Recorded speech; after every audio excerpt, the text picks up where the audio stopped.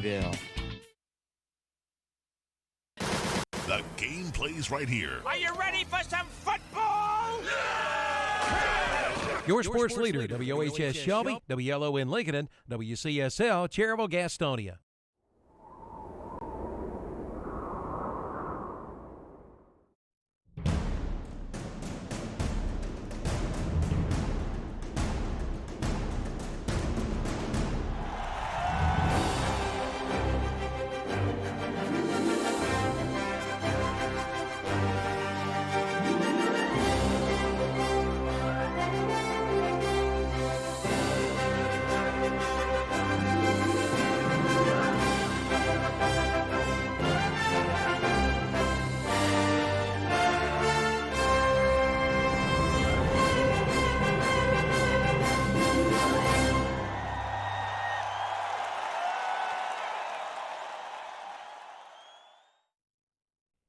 Hello, this is Milton Baker inviting you to listen to NASCAR Racing right here on WCSL 1590 AM, 92.3 FM, and KTCBroadcasting.com.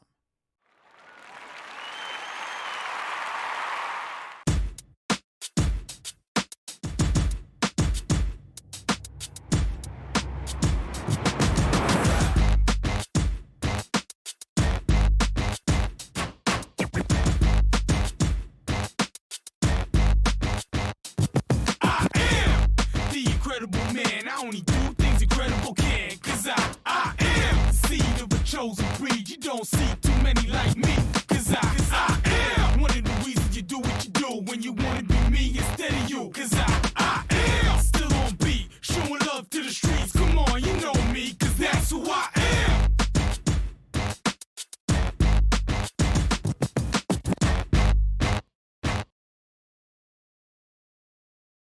Saturday morning shock jocks sports talk show.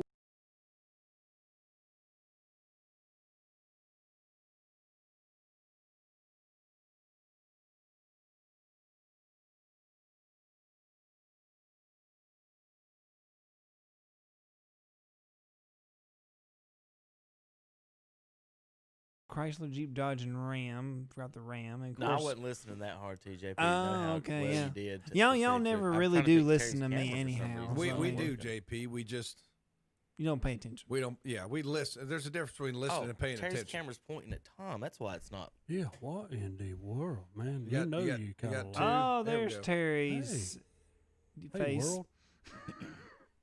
Boston Celtics.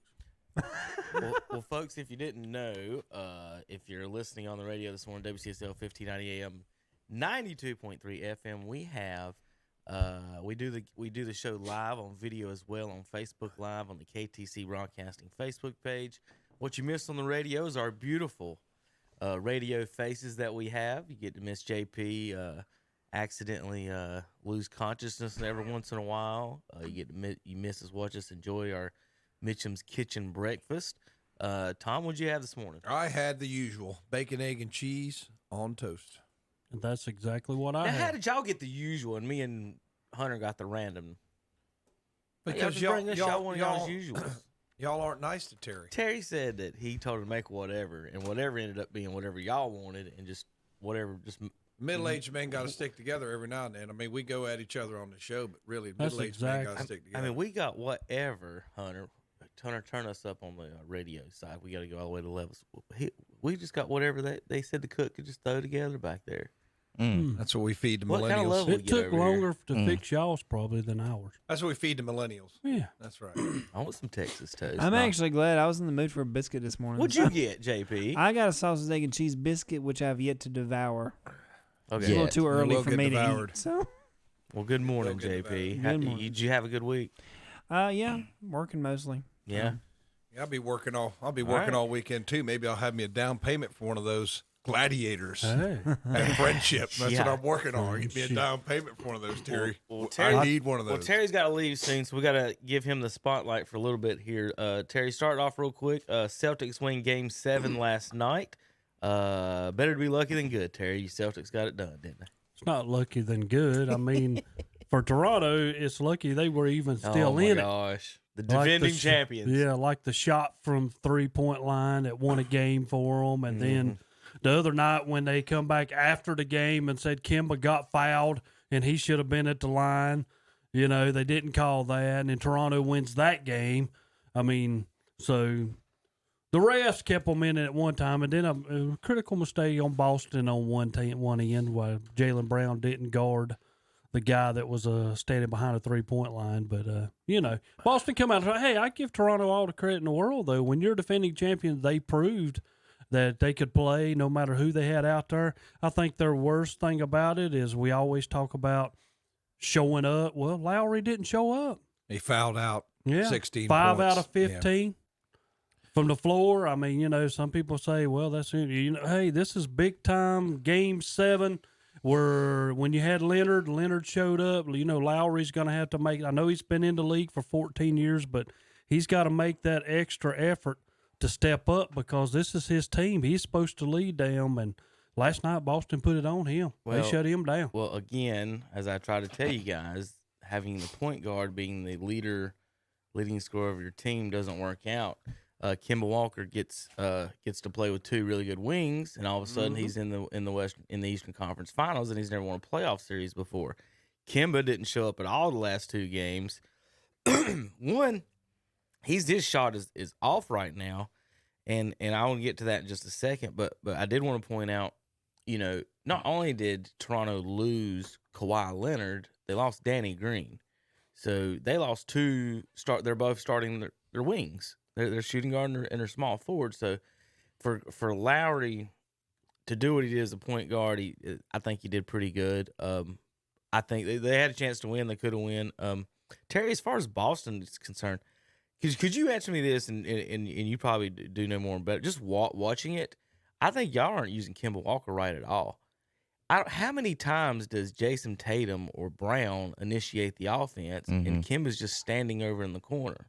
Like, his speed is so hard to stay in front of, so when he does get the ball, it's almost like he has to hurry up, try to do something with 10, 12 seconds left, as opposed to bringing it up and attacking. And Tatum, to his credit, does pretty decent, but Siakam was all over him defensively with those long arms, and I just didn't understand why Kemba does not run the offense, and that would be the point of bringing him in.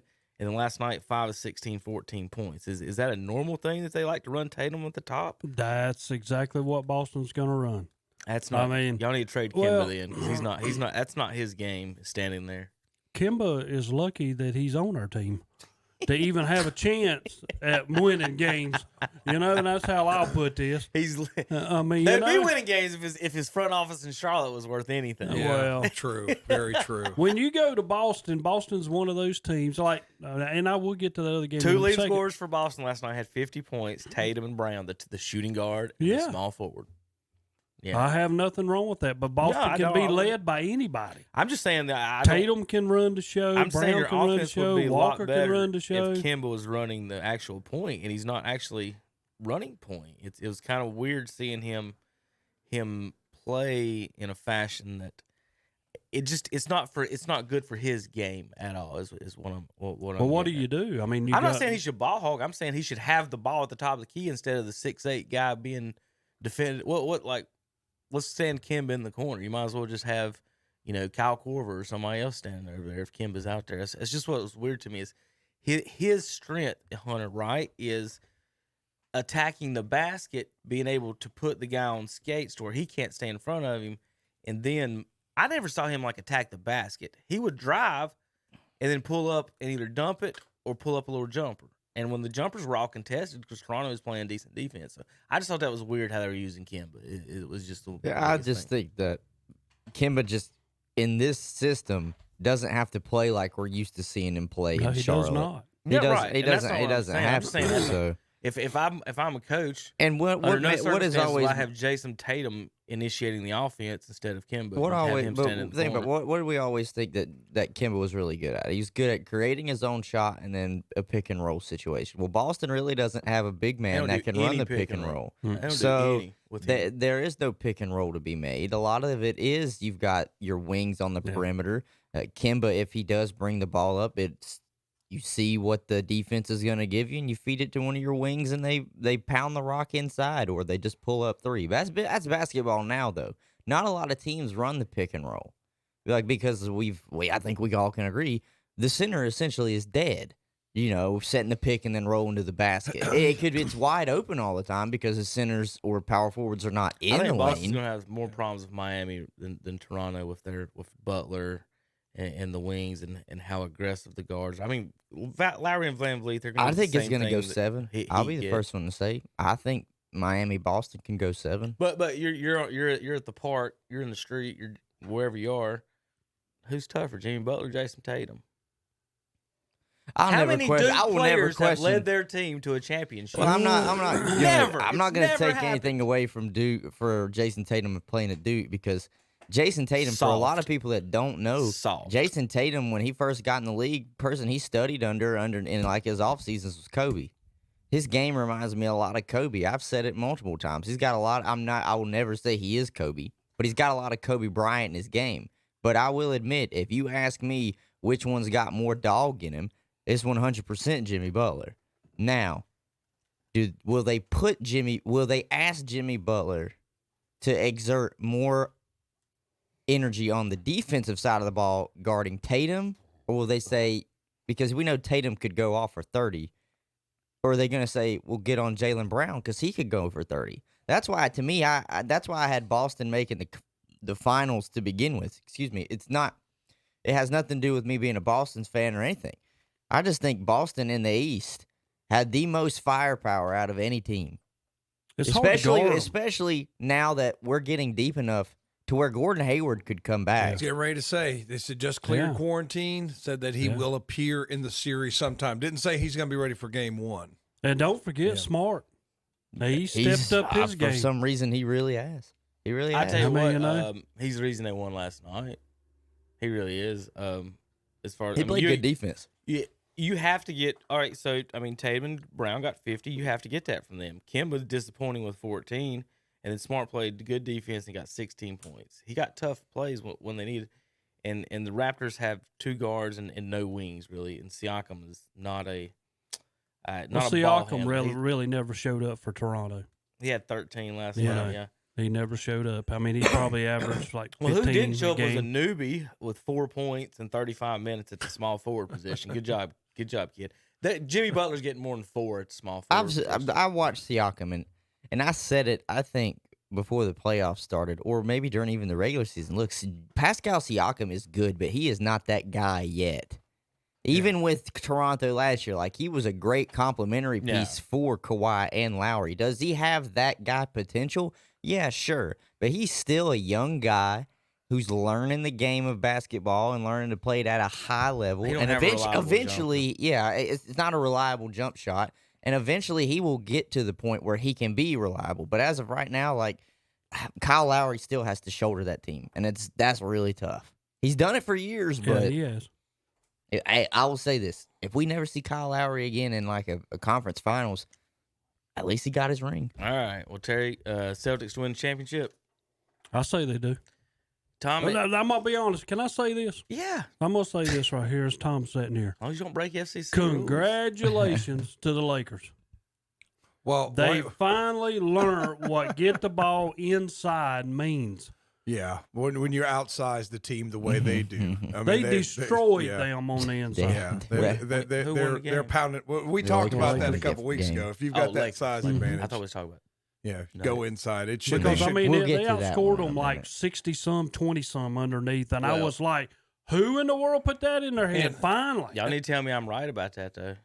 I sent it to Hunter last night in a tweet about the bubble getting busted by the ladies. House for Houston was kicked out of the bubble, and his wife is raking him over the coals on Instagram right now. So Houston's bubble has been popped. So we don't know what's going on in that situation. But he has left the team and didn't play the last 2 games. And that is tonight at 8 o'clock. Yeah. So let me knew that one was coming. Let me get this straight. He left the bubble, but not for his wife. To see his wife. Okay. Right. If that's the most PC way of saying no. He left the bubble because the team said you have to leave the bubble. The person was there. Yeah. In the bubble. The bubble was infiltrated. They infiltrated the bubble. And they found somebody that was not accounted for was in his room. And nature takes its course. So I read that part of the reason the NBA players were pushing Vegas was because they would have had to stay in the casinos and they could sneak people in. Yeah. As opposed to being locked down in Orlando. So there's a little bit to that. But it was kind of funny. I can't remember who was talking about it. The younger guys are doing well in this bubble because they're not worried about their wife and kids. Where the older guys are, it's distracting to them. You know, it's interesting to look at it from that angle. But I would maybe look at it from the other angle that the married guy comes home, plops on the couch, and hangs out in his house. It's the younger guys that want to go out and all this stuff. So I guess there's a bunch of different angles, but it does create a unique situation. Yes. You know, where you cannot go, and some people like my age now, I'd be fine with that. You know, I don't really go all that many places, but if you like to go out or you got a wife that likes to go out, it's got to be hard on some of those guys, even though they're making millions of dollars. I do understand that. I remember Kevin said, I'd lock myself up in the bubble for X million dollars. For 3 months. What are we talking about? Yeah, it's got to be a little bit tough, but I guess you're going to talk a little bit about the Denver game. I was going to congratulate Kevin that the Joker Terry's was out got to go, I think. Okay, Terry. Terry's going to umpire and everything. Terry, before you go, you want to tell me I was right On what? on our conversation last No, night? you're wrong. All right. Well, No, not in our league. we see. That's the end. That's the end. All right, Hunter. We got because I wanted Terry to be. He's happy about his Celtics, so I'm gonna. He even brought that in just for 5 minutes, Tom. Look at this. He's taking it home. He is what a troll. Yeah. Get that out of here. The biggest Get troll that out. Take that Hunter, home. that we've got is Take that Terry. home. I got a nice attic for that to go in. All right, so Hunter, well, we've got to, because I want Terry to listen to this conversation going down the road. Then, So we're moving away from the NBA now. well, we were never supposed to get into. I just wanted him to talk about the Celtics. We weren't really getting NBA. It was let Terry brag about his Celtics for a minute before we get out of there. So Hunter, we can't do that. I've got a situation. I'm already in NBA mode now. Well, That's what I'm saying. Y'all know how this show works. We're supposed to do our opening segment. Actually, we don't. Terry had to leave, so we had to let him brag about his Celtics. Now, Hunter, this is specifically for you. Tom is aware of the situation. Terry is aware of the situation. So I've got to explain it to you and get your unbiased opinion on the situation. Okay? Okay. All right. So you're familiar with watching baseball, right? Mm-hmm. You've seen pitchers before. You ever seen a sidearm pitcher, Hunter? Yes. Are you familiar with baseball rules? Is there a limit to how sidearm a sidearmer can be? No, because you got submarine pitchers that are way below what you would consider a sidearm. Right. So your thought / opinion is that there is no limit to arm angle anywhere that you've ever heard of in anything. No, if you can make it work, you can make it work. So if you're umpiring a baseball game, let's say high school or college, and the kid's throwing sidearm where it's almost 100% underhanded, and the coach for the other team says, "Mr. Umpire Yancey, is that not an illegal pitch? Is that not right? Can he do that?" What would you say to him? Is it in the rule book? You've never been an umpire either. No. It's not in the rule book. No, it's not. There is no rule, right, Tom? Well, here I looked something up. It said baseball nearly every pitcher throws overhand, taking advantage of their height, elevation of the mound, blah blah blah. Okay. That's only a strategic. handful of pitchers have enjoyed significant careers throwing underhand, like Hayes of Chicago. I want to say he played for the White Sox. So we acknowledge that submariners do throw, and I call them in the umpire world, we call them the knuckle draggers. You know, and I hate them because if you're calling pitches, you got to be like the batter. You got to pick it up, you know, so you can see it, and it's harder to see. It's moving. So I don't enjoy calling that pitcher, but at the same time, you're talking about legality versus illegality. There's nothing illegal. Now, that being said, Kevin and I already had this conversation that some local leagues will have their rules. All right. So if they have a rule against it, you can't. It's just like in 100% agree. If you have it printed out or documented, rules, like everybody has separate rules. In high school baseball, you can courtesy run for the catcher. That rule's in the rule book. All right. You know, so now, we'd have to do the same thing. Here's some irony to the situation. I looked up the story I told you about. All right, Hunter. Basically, what I'm getting at is have you seen Rookie of the Year where the kid gets his arm caught and he can throw really fast? It's been a while. That's a good movie. Right. And then at the end, the coach can't never say his name, calls him Rowan Gardner, Hose Roser, and all that. Have you ever seen that with the Cubs? No. Well, the kid is in the outfield watching a game, and he tears his elbow. And when they fix it, he can throw 100-something miles per hour. So he ends up playing for the Cubs. Well, basically the scene is at the end of the movie. He loses it, remember? And how does he throw? Underhanded. He throws it underhanded. There's nothing illegal about it, nothing against it, right? So we're established this, okay?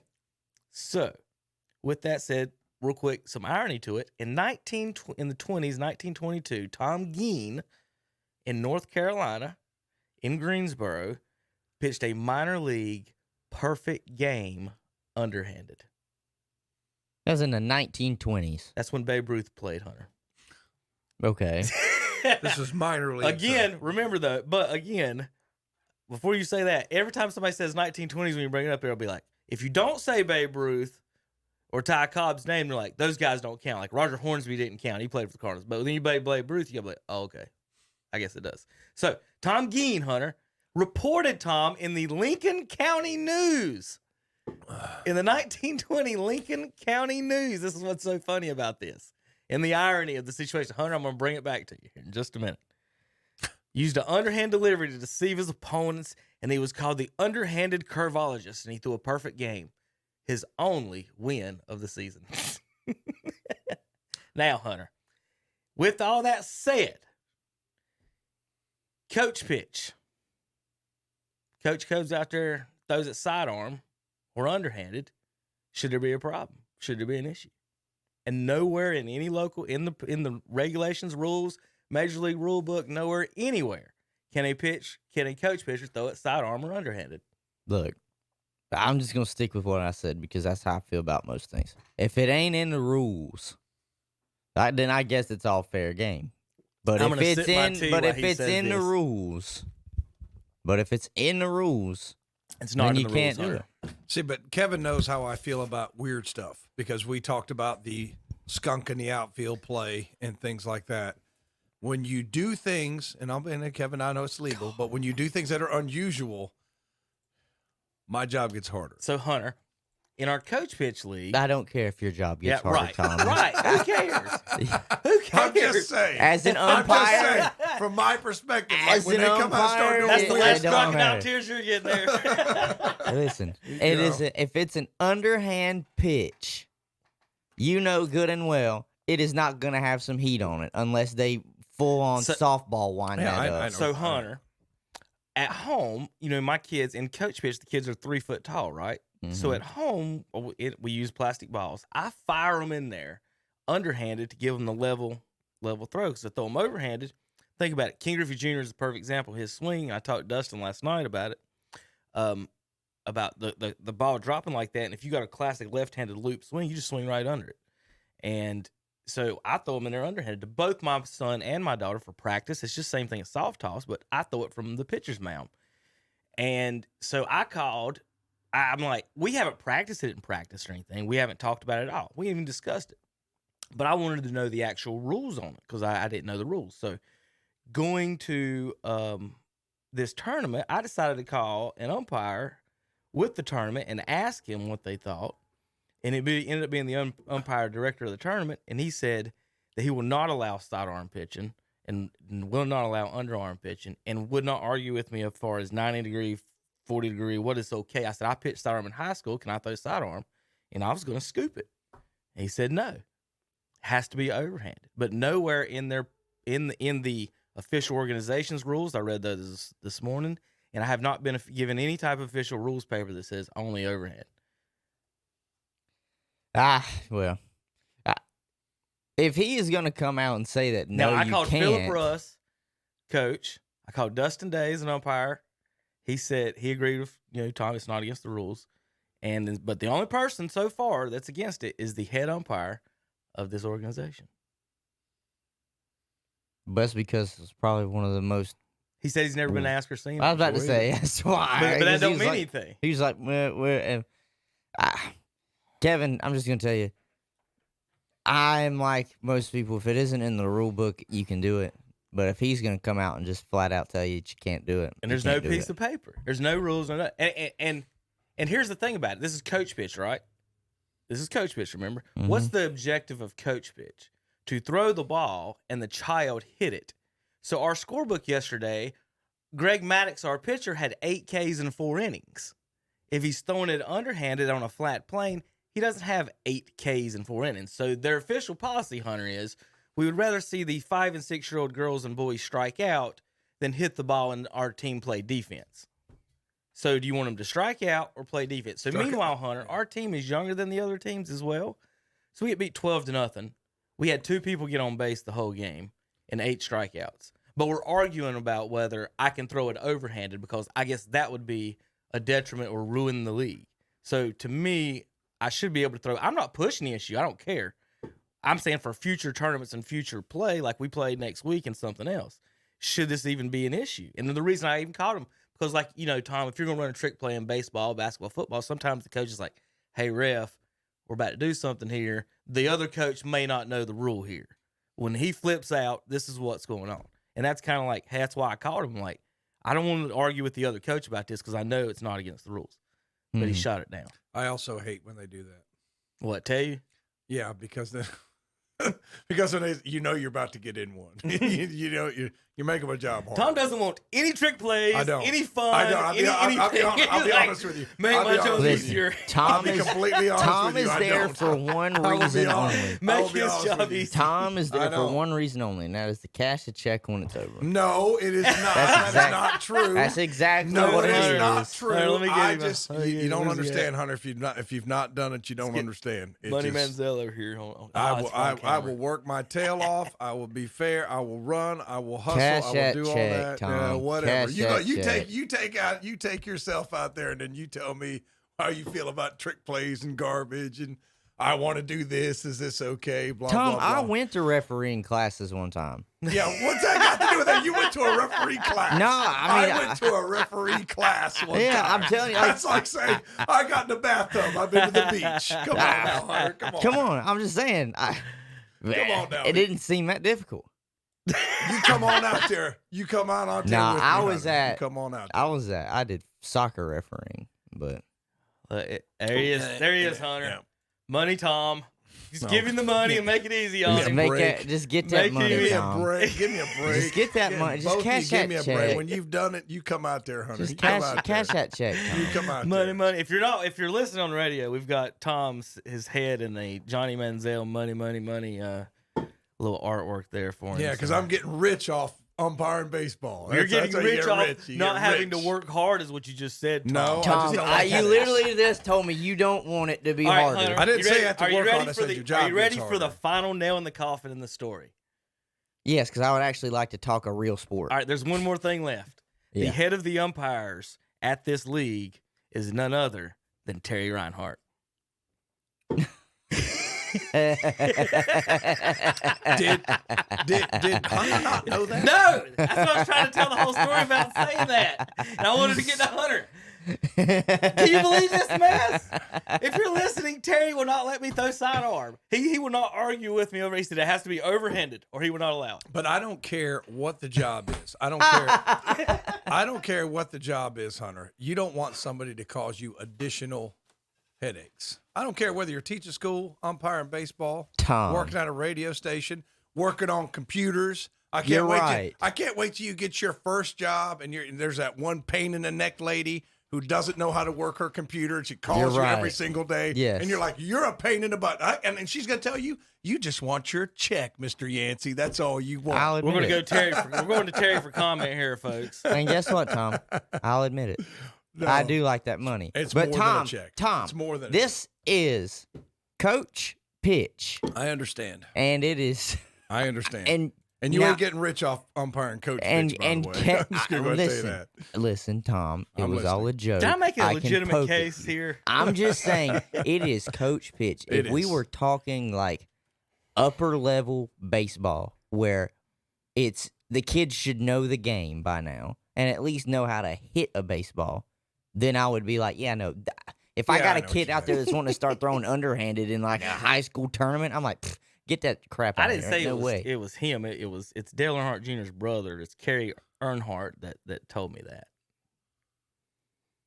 I just want to make sure we're Told not. you what? I'm not putting his name under the bus, even though I already did. But it was supposed to say Kerry Reinhardt there.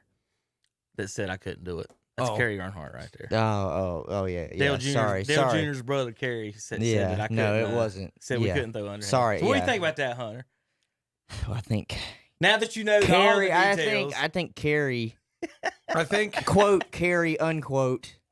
I think you know what I think. I think I think that Kevin has aired out his concerns, and we can now move on to. something else. I think the board has heard your concerns, and we will get back to you at a later date. But you know what I told Terry? I will admit this. I did tell Terry this. I said, y'all are. It's having Kerry.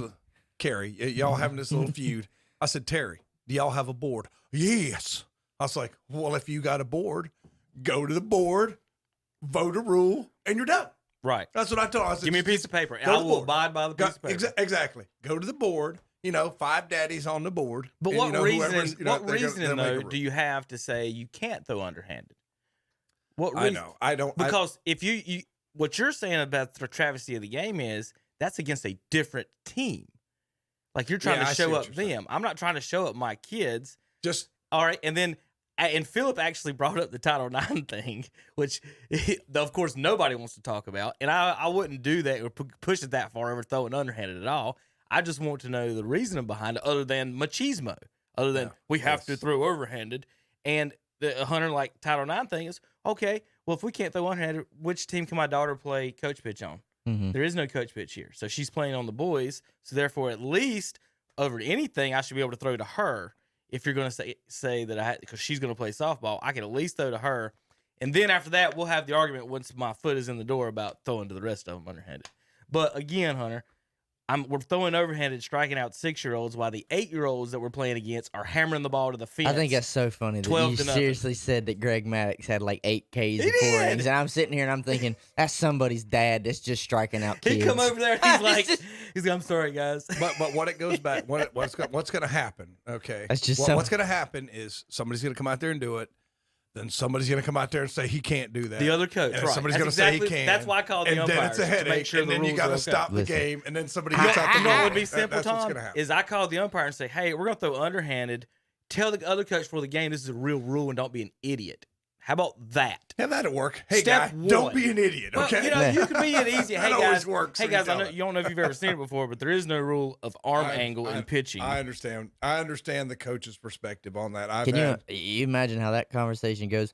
That husband Even comes if you- home. That All right, husband all right, comes home Tom, with when I child. throw overhanded, is there a rule about how slow I can throw No, it? there's not. So why, if I'm throwing underhanded, would there be a rule about how slow? I don't even want to throw it slow. I'm actually going to throw it harder than we are overhanded. It's just coming at a straight angle to a 3.5 foot tall person. It's not, the one of our other teams, the coach is like 6'6" and he hums them. I'm like, we would whiff every pitch. Like it's not even close, and he hums them in there. So yeah, I just again, Hunter, I know it don't matter as far as us being the younger team, but we're just getting hammered, and we're going to argue over arm angle. Do you imagine going home? It's the dad that had like the 8 strikeouts against his own team with his own son in the vehicle. They're driving home. They get home, and his wife's like, "Hey, honey, how'd you do?" Talking to his son, and he stands up and says, "I had 8 strikeouts today." Did you ever boy think? had 2. I think Terry's the type of guy who might have threw at his own kid in a father-son game. Probably. He probably threw at his own kid. I could see that. I stole that from Major League. Remember that? This guy threw at his own He kid. can't in a defend father-son himself game. right now, but anyway. He can't Hunter, defend himself. that's why I wanted to do as much. I didn't want you to know anything background as much as possible. I wanted you to know the rules, the situation, and whether I should be able to throw underhanded or sidearm. And then tell me who and the coach one pitch. that's telling you can't. Yeah. Kerry Reinhardt. Sorry, Kerry Reinhardt. will not let me throw sidearm. I told him if we was in Japan, everybody would be throwing sidearm, like being young Kim, and just whip that. I joker don't in even know. there. They All probably right. have coach JP. pitch in Japan. Are you looking up the baseball rules on your phone there? No, of course not. No, of course not. Yeah, you love the honesty. All right, JP, let's take us away to a break. We'll be back in a minute after having a little fun. We'll talk NBA, NFL, and more on KTCBroadcasting.com. Wouldn't it be nice if you could go look at a new car or truck and you didn't have to worry about getting caught up in those games that waste half your day? Well, Friendship Nissan and Friendship Chrysler, Jeep, Dodge, Ram, and Forest City is different because we're fast, easy, and transparent. We have over 300 new and used vehicles on the ground with clear choice pricing and the region's only non-commissioned sales force, and a free lifetime warranty on every new car. You better believe Friendship Nissan and Friendship Chrysler, Jeep, Dodge, Ram is different, and you can find us in Forest City. Join Milton Baker for the West End Cell Swap Shop, Monday through Friday on Carolina Country, WCSL, Cherryville, Gastonia, 92.3 FM, 1590 AM, and online at ktcbroadcasting.com. Francis Brothers Used Cars, now in their 51st year in business, has been proudly serving the people of Cleveland and Rutherford counties since 1969. With a great selection of nice buy here, pay here cars, trucks, vans, and SUVs.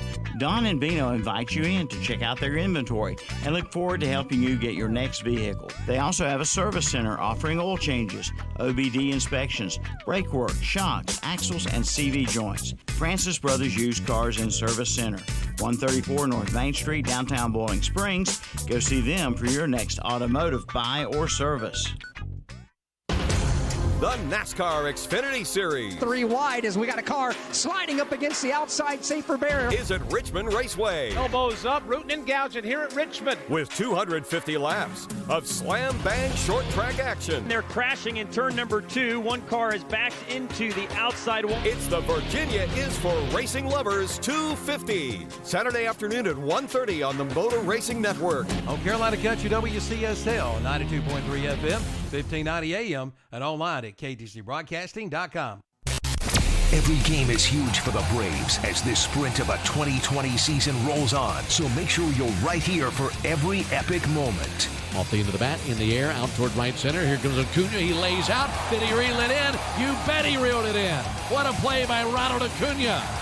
Braves baseball back on Carolina Country, WCSL. Also the Boss, WHS and WLON. Online at ktcbroadcasting.com. Don't miss the Golf Shop Radio Show this Wednesday from 11 to 12, presented by GolfKnickers.com, the leader in traditional golf apparel. Mark Greenhalgh and Matt Blanchard go from tee to green and everything in between. Welcome to the Golf Shop. Wednesday mornings at 11 o'clock on Carolina Country, WCSL, 92.3 FM, 1590 AM, and online at ktcbroadcasting.com. And we're back on Saturday Morning Sports Talk with Terry, Hunter, Tom, and Terry Banana. Yeah. Terry You Banana. said Terry, Hunter, Tom, and Terry Banana. Did you miss one? I thought I said... That would be Kevin Hastings, the guy who owns the I station. said Kevin. No, you said Terry, Oh, Tom, sorry. Hunter, and Terry Banana.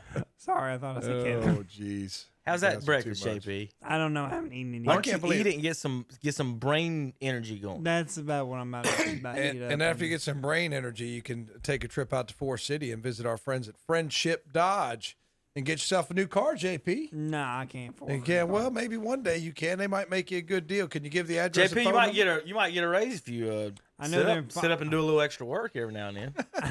Oh, sure. Friendship Chrysler Jeep Dodge Ram 190 Oak Street Extension in Forest City. Friendship Nissan in Forest City. They announced this week, guys, real quick. We're not going to have to talk about this yet. We can talk about that in a little bit. I know you want to talk NBA, Hunter, and since we got the fire burning, I got a list here of all the players from North Carolina who made an NFL roster this year. I think it's about 50 is the number. That's cool. That I got. So we're going to talk about some of that, some rule changes in just a little bit, and also Tom's and his brother's gambling habit in Southern festivities. Are you really? Oh, you talking about week. cow patty bingo? Yes. Okay. Yes. All right, Hunter. Yeah. So the Celtics are in. Yes. Did you see Jokic out there drilling threes from the top of the key yesterday? The Heat are in. You know what they were calling him on a station I won't mention? The Dad Bod God. Can you believe they called him that? I would like to see him like choke slam that little announcer. You know who he is, and see if Tom can wrap his mind around it. And we never actually got to see it ourselves in its prime. But Jokic, to me, Tom, is Arvydas Sabonis. He is. Is that Is that a good comparison? I think it's a good comparison. Arvidas didn't get to play in the in America until he got to his 30s, and it was hampered by back injuries and got put some weight on. But before that, Hunter, like everyone, he was the best passing center, and he was unstoppable, and he was on the team. I think, if I'm correct, that beat us in the that kept us from getting our last gold was in our last silver, like in the 80s or whenever it was before Jordan was allowed to play. But anyway, Arvidas had something to do with that. Might have been 88 or after Jordan played, and they beat some scrubs. It was something that he did to bring the 88 ones. That's right, because they had to bring the pros in '92. He was on the team that beat them then. So Arvidas Sabonis, that's Jokic to me is what it is, and passes the ball well. Yeah. Him and Murray get theirs. Porter came out and said, we've got other people have got to score, and I'm sitting there going, "Where's my bowl sign?" We know Michael. Well, you could spot him in a hurry too, walking to the locker room. He looks just like his dad. Taco Fall too, though. Him yesterday. Did you see him on the court? He walked out on the court after Kemba hit something. I think it was his mid-range jump shot in the fourth quarter, and I immediately found him. I immediately I tell you what I'm watching was the is first the one Twitter I feed, saw. Hunter, and on the Twitter, if you find the right Twitter feed of somebody doing the TNT, the ESPN broadcast, I can't get on Twitter, but the TNT I can. But the TNT broadcast on Twitter don't have commercials, so they just show the sidelines and them talking. So I don't get any commercials when I'm watching the broadcast, and I'm watching these guys. And Taco Fall is walking around giving everybody fives. Why don't you get you some YouTube TV for $39? Because it costs $39 a month. Yeah, guys. Tom, I have to pay JP that $39. I can't watch TV because JP's sitting in there. Really, if I can get my wife to switch to it, I would. Are you seriously going to blame me because you can't watch YouTube TV? No, I watch YouTube TV. You can't. I couldn't find it on YouTube. They're good at blocking a lot of pretty easily. The Twitter and the Reddits and stuff, you can sneak through and get some stuff in. I would switch to it in a minute if I could. I'm trying to be cable cutters. I am trying. I'm trying to. Have you, Hunter, or do you have cable? What do you have? I ain't got cable. I mean, we have AT&T. Uverse. Yes. Okay. That it's where do you not, like it? Is it a good service? Yeah, we like it. We don't. We don't have anything. I have it on my phone too, so I just walk around and watch it. I guess we're going to talk about the race eventually. I'm not going to switch topics, but that's how I was able to watch the race last week. But go ahead. But yeah, I've been watching mine on the Twitter, and it's interesting seeing them. I'll say this too about the broadcast as well. I prefer it when TNT does it over ESPN, and it's not just because I hate ESPN. That's a given. Everybody should know that. But it's we do. I really do. I won't mention their name on this show. I can't stand it. If I do, I'll just say I hate ESPN. Hey, don't offer me a job. All right, I hate you. He would go in a minute. He would go tomorrow. He would be gone tomorrow. But I will say this. TNT, I prefer the guy. I prefer Shaq, Kenny, and Charles over the guys that do the ESPN halftime show. You know what I enjoy? Which is like Jalen Rose and them. I prefer them. I enjoy Reggie Miller doing a game. Yeah. I mean, he's just funny. I'll tell you who I don't like doing a game. That is Chris Webber. Chris Webber is look, you played the game, but it doesn't mean you know how to call the game. Yeah, it's just. I think Miller does a good job. I think Reggie does a good job too, but I just prefer Kenny, Shaq, and anything Charles Barkley's got to say. I think enjoy that too. I prefer that part of TNT. That's always been a weird thing to me is announcer hate, because I guess looking at it from this side, for the most part, 99% of the time, we're just trying to do our jobs and just do it right. So when people do it. The only one I say, most announcers, I think the professional ones, by and large, they do a great job. Like you watch a Tony Romo doing color. I think he does a great job. I mean, he does just a fantastic job. Troy Aikman, some of the others, I think. And I don't understand why people don't like Dickie V. I love Dickie V. Whoa. That's my one. No, but he's annoying. I love Dickie He's V. just annoying. But the only one I do not. You pronounced his name wrong. It's Dookie V. Oh, shut up. That's why, Hunter. It's because he does.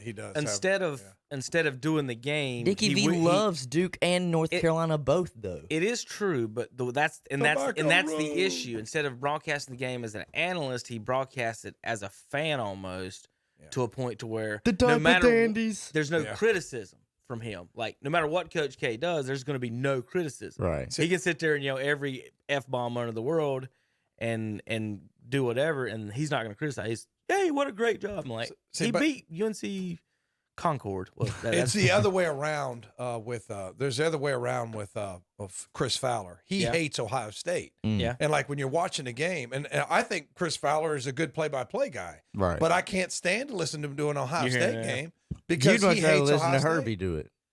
Herb, he does a good job with. You know who does the best job with analysts is former quarterbacks because they know everything. Yeah. You know that's why Romo's good, Aikman's good. All the former quarterbacks Dan are very Fouts, good at it. your boy. Herb Street's good because they just know they like if when you watch the play start, Romo's doing the thing. You know what everybody's going to do. Oh, watch 57. Here he comes. Here he comes. That's just how I felt. They're like, it's great. That's why, like, the game wise, people would say it's the same game whether you're watching it on ESPN or TNT. I'm like, no. Yes and no, because the announcers do make a big difference whether I'm going to sit there and listen to it with sound or not. I can watch on mute a lot. Which I do watch which them Albert's doing it now? Does some of the commentating. Fat. What's that? I was not prepared to respond to that. Fat Albert. Which Albert is doing it? Fat Now? Marv Albert. Albert was his daddy, right? And I think he's still doing it. One of the, seems like one of him doing a Fat Albert. That's great, Kevin. That's awesome. he literally said, which Albert? He's just like, who is fat. voiced by somebody who's currently in prison right now, by the way. Fat. But hey, Tom, I don't know who but you're see, talking like, about. Hey, Tom, I'm talking about Fat Albert. Yeah, dude. he does. He does a good job too. Most of the announcers really, they do a great job. Kenny Albert. Yeah, he does a good job. He does, and I hate to say it, but he's got a face for radio. We all have faces for radio. He's nothing moves but his mouth. It's weird. You ever see him talk when they go to him? He's like this. Like no, watch his face. Nothing on his face will move. It'll just be I'm Ken, and it's like his mouth will move from. I can't remember different parts of his face. Which game did Reggie do last night? Did he do the first? Reggie did the the first one. He did the Denver game. Okay. Yeah. All right. So after the Rockets bust the bubble and the Lakers figured out you can double team Harden and they give lay up. it up because there's no Harden had 7-footers. 21 points. Yeah. If you double team him, he gives the ball up and gives up on offense. If you hold Harden under like around 20 points, you're going to beat the Houston Rockets almost. every not time. just not only that, the Lakers out rebounded him like 53-20. Yeah, they just. So my question: if Clippers and Lakers win, Tom, we've got L.A., Boston, I know, and Miami. I know. We go through all major this, markets, all this every stuff. year. Not really, though. We argue Miami, all not these really. basketball games, these matchups, and at the end of the day, You could consider Miami kind of major market though, because players will go there because of the state They'll tax. go there, but no they don't state have tax. the fan base. They don't have the fan base. it's Boston, LA. True. Well, they did Like, with the Heatles, but Only one time in my life, I think, has it not been like a top 3 to 5 city. And you technically can't even say that about Championship. last year because And it was- Golden State, that's a big market, Right. And Toronto is huge. Indiana, San Antonio is the only finals of my life that has not had a top market team, I think. In it. Yeah. If I remember and go back and just go through it and think about it. San Antonio, those years, they're not a big market, but I say that, but it is a big market. But comparatively speaking to Chicago and stuff like that, LA. But here we are, we got LA, we got Boston. Of course, New York ain't got. Well, I hate to just put it this way, but the salary cap was put in place really in the NFL and the NBA to try and make it as competitive as possible for the smaller teams. Right. But with so much player mobility, they'll never win. They'll never win because players, all they have to do is say maybe 1 to 2 things bad about the organization they're with, and they're getting shipped out of town. They just talk. That's how Jamal Adams got out of the Jets and worked. He talked his way out of town. Unless their contract is just coming up and they're like, hey, I'm leaving you for a bigger market, they can never retain stars. So you got young talent. We got no chance on the Rockets. Yes, no, definitely not. I'm looking at a thing right here. One of the head stories is D'Antoni cites that lack of spirit is with the Rockets. I mean, if you can't even believe in yourself, you're gonna win. Why even show up tonight? Just go ahead and tell the Lakers you get an extra day's rest. Guess what? Because the Clippers are coming to town in like 2 days. So just go ahead. If you do not believe in yourself, then just lay down right now. Don't even show up tonight. I think Boston needs to count their lucky stars that Toronto played as bad as they did as far as shooting was, and they don't. And listen, they lost their shooting guard and their small forward. Like it's crazy. All right, so the only thing competitive we got right now is Nuggets and Clippers. If the Nuggets can claw their way back into this, they were down 3-1 in the last series against the Jazz and won. Millsap, his corpse woke up last night, got 17. Yeah, they 14 in the third quarter, didn't he? Something like that, or 16 of them in the third. I hadn't had time to go back and look, but I am close to sure, Tom, that's more points than he's had the rest of the series added together, and he's a starter. Jeremy Grant, 10 points, 36 minutes. Gary Harris, since he's come back, Hunter, he's only had one game where he got more than 10 points. He fouled out last night. 7 points. He fouled out. Grabbed Kawhi on his wrist. Plumlee Plumlee got lost and got 6 points. Hey, Tom. Sorry. I saw that cord move, and I was like, oh, my word. Plumlee got lost and got 600. Porter Jr., all that talk, he gets 7 points. Like, Michael Porter Jr. showed up when he needed to last Torrey night. Craig, 4 points. But he was I can't stand watching Now, look, him. Michael Porter Jr., he got a lot of flack for what he said. Mm-hmm. He really did. Teammates and coaches called him out for saying that. But guess what? Last night, I can't remember which announcer said it. They said, well, he said the truth.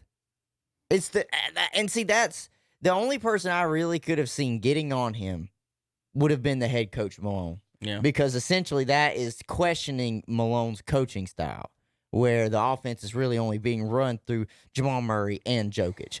And I think Michael Porter Jr. understands. I think the rest of the team understand that what he said is 100% correct. Somebody else has got to show up besides Porter Jr. and I honestly Jokic. thought they thought it was going to be Millsap. And he shows up. He gets. If they get 15 points from him every night, they'll be good. If they get 15 points from anybody, they'll be okay. Right. Because, again, Jokic and Murray are going to get their 50. It's a matter on the other guys. In game 4, Millsap, 14 minutes, 3 points. Grant, 34 and 7. Plumlee, 9 minutes, 0 points. Morris, 17 minutes, 5 points. Torrey Craig, 25 minutes, 1 point. Combined, those 5 guys, 99 minutes, a grand total of 16 points. So let's say they all play the greatest defense you've ever seen. Right. Is it worth 83 points of defense? No. Because, if you're not scoring in those 99 minutes, you're only getting 16 in those 99. Think about if those 5 played the whole game in 48 minutes. Right. They would get 8 points. I think, I seriously will say this, I think the Nuggets' account last night really is luck. And the only reason I'm going to say that is Lou Williams only had 4. Montrezl Harrell only had 6. Zubac in the down low only had 5. Morris only had 12.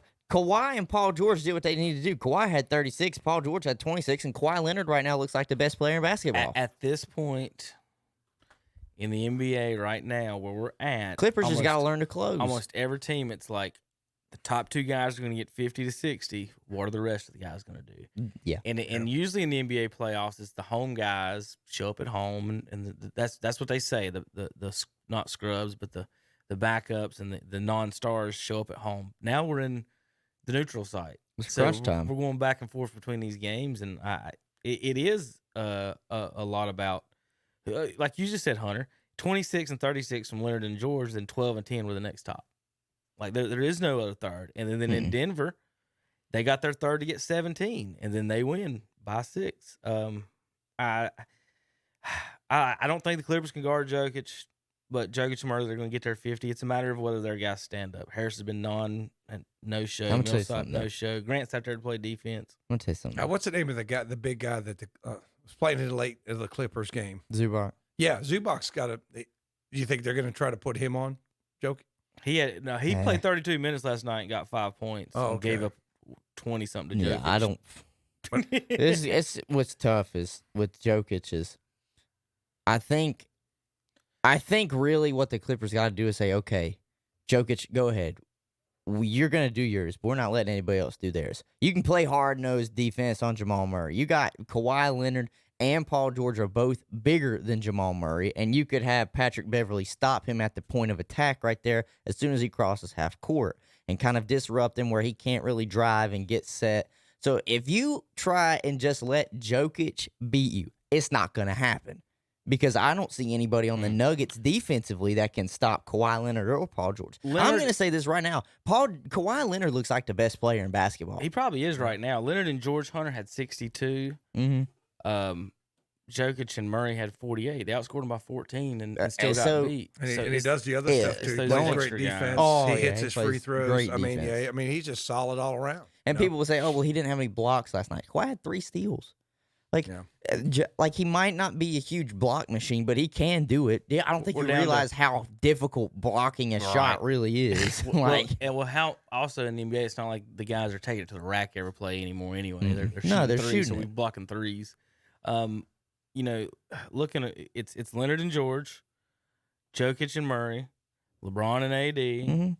The Celtics should have the 3 best as the guards, but they ain't got nothing on the inside.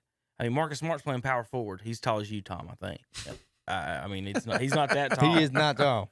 I was telling him when he was down the hall the other night in Game 4, Millsap, Grant, Plumlee, Morris, and Craig combined for 99 minutes, 16 points.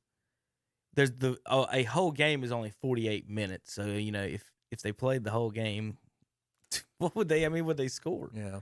They're just awful. So Malone needs to he's got to have scoring for somebody. I think all these teams need that. Whoever that third guy is the key in these series. All right, JP, you ready for a break? Wait a minute, I ain't got his thumbs up. Yeah, he's got it. Let's get it. There you go. JP, while we're talking, I know I want you to hit using that mouse there a little bit. I know I'm going back and forth there. All right, JP, we'll be back in a minute.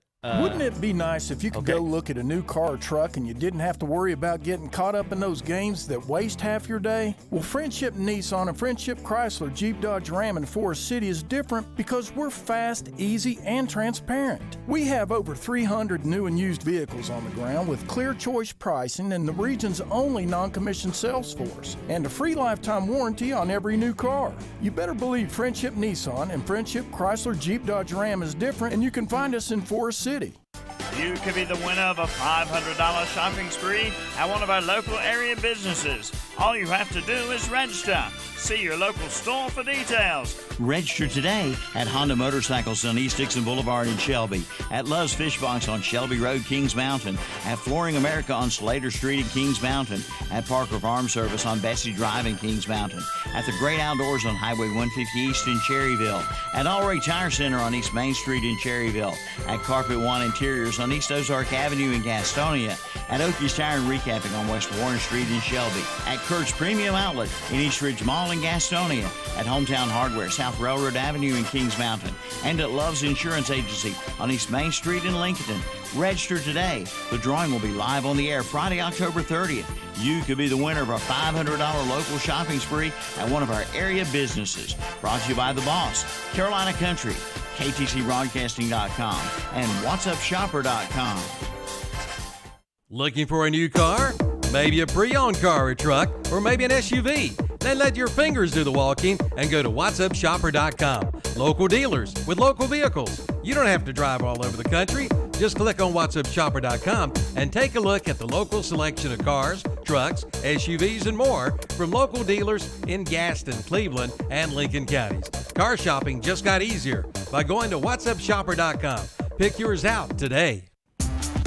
Auto Parts You Pull and Scrap Metal has a new additional location. It's the former AAA Auto Salvage on Car Farm Road in Lincoln. Just like the Shelby location, the new Auto Parts You Pull and Scrap Metal in Lincoln buys cars. Come pull your own parts with over 1,000 cars in stock with new vehicles arriving each day. Admission fee is $2. Just bring your own tools. They also buy copper, aluminum, steel, cast iron, tin, and brass. The king of parts. The new Auto Parts You Pull and Scrap Metal at 851 Car Farm Road in Lincoln. Open Monday through Friday, 8:30 to 5:30. I'm Dan Forrest. Closed schools deny our children their friends, sports, proms, graduations, their childhoods. Once past, these moments are gone forever. There's no scientific reason that justifies the pain and sadness we're causing our children.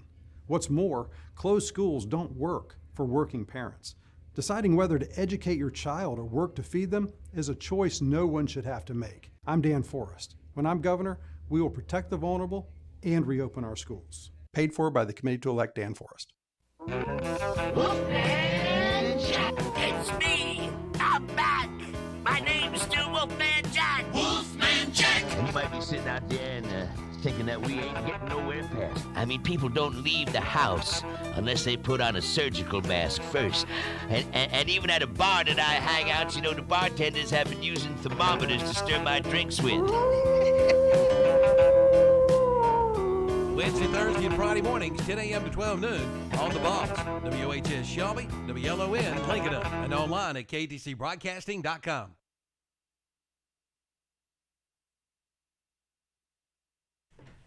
We're back. And we're back here, KTC Broadcasting. And we're going to go ahead and talk about some baseball right now. Some baseball this morning. It is, in fact, Braves country here at KTC Broadcasting. I know that Calvin and Kevin are Cardinals fans, but we do cover the Braves here. And if you're a Braves fan in the area, you got a real wake-up call the other day, really, to how explosive this offense is. I think they really put the league on notice as a whole when they scored 29 runs in 8 innings. I saw somebody, if I'm not mistaken, I think I saw somebody tweet somewhere and said baseball or football got started early when the Braves scored 29, put 29 up in a baseball game. Tom, what did you think about that? I mean, I thought it was fake. I had to go back I and know look somebody texted me and said, "Is this real or is this fake?" I thought it was fake, but I mean, you've said all year that the Braves can hit the ball. You're a little concerned about their pitching, but when you can score 29, you don't need a whole lot of Listen, pitching. Tom, after last year's playoff destruction in the first inning of the last game of the playoffs last year against the Cardinals, they had two choices: to get better at pitching or hit more, and they chose to hit more. Yeah. The Brewers had 19 on the same day and didn't get the most runs in baseball. Crazy. And they won 19-0, Tom, and got outscored by 10. Yeah. That's crazy. What if you'd have scored 19 in a baseball game and lost? Adam Duvall Would you be mad? had 3 home runs in that game, and one of them was a grand slam. Yeah, they said he had 3 home runs in the same game. And one of them was a grand slam. Hate to break your heart. There's a guy for Cardinals one time went 4 home runs and 2 grand slams. Look, but, I mean, you just want to one up who it, hit 2 but grand slams? Fernando Tatis Sr. I mean, you just want to one up it. That's fine, but last time I checked, Fernando we scored 29. Tatis Sr. Scored 29 runs and that's what's so crazy too is that's now the highest run total on the season in one game. But I think it wasn't. But a week or two earlier, somebody got beat by I think the Tigers, and the Tigers had put up like 24. I got a good one for you today, Hunter. Yes. Over under 29 points. UNC Charlotte versus Appalachian. I mean, I don't even know what the spread is, but I know it's going to be a No, will boat whipping. UNC Charlotte get 29 more or less than the Braves against Appalachian? I knew this was going to come up eventually. That's my question. But that question doesn't That's make my any prop sense. bet. Will they get 29 more or less? I'm like, well, if they get 29 less, then UNC Charlotte ain't scoring. The prop bet is Over will under UNC 29 Charlotte Yes. score more or less than 29 points this weekend against App? Okay, then the answer is less. Okay. That was the question. Unless how many UNC football teams this weekend will score less? Unless UNC will score Charlotte less than the somehow. Braves?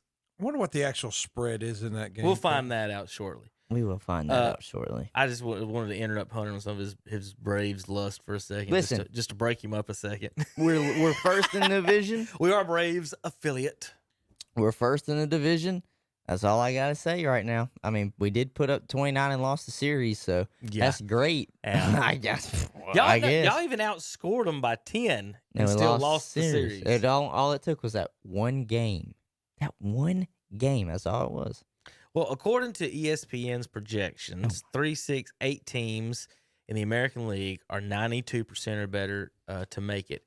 They're pretty much saying it's over as far as the playoffs are concerned. The best percentage. Then why are we playing these next 18 games? Just stop it now.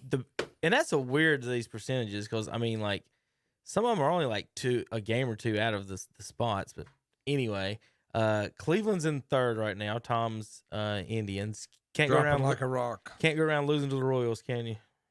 Dropping like a rock. I mean, they can't. I was reading about them the other day. Their outfield, I think, is batting 190 or 185. It's not good. Their 3 catchers are also below 200. They're like at 153. I mean, you can't win when you're not. I mean, you got to have some production from your outfield. I mean, how can you win? How could you put that on your pitcher and say, look, you got to hold them to 2 runs or less, or we can't win? Right. I mean, they're the only one hitting the ball's Reyes. I mean, and he's batting 303. Yadier's batting 268. Yeah, 37. Yeah, we could use him on our team. You want to know what the craziest thing is right now, though, in baseball? And I love every second of it. The New York Yankees are slowly playing themselves out of the playoffs. Yeah. Well, I mean, Cleveland is too. I mean, it's not going to surprise me to see Cleveland drop all the way out of the playoffs if they don't start hitting the ball. Yankees are 98% to make it. Listen, they'll make it, but they're not. Once they get in, at the seeding that they'll get in at, I don't. It's amazing they can't do more with their money. Orioles go on a 10-game win streak. I mean, they could knock them out. I mean, or they 7-game win streak. They really could. So, looking at some of these, you say Baltimore, they're only 4 games under 500, but, we've only got so many games left. So either it's make a run now, Tom Hunter. There's only 18 games, 15, 20 games Because this left. is all I've heard all offseason leading up.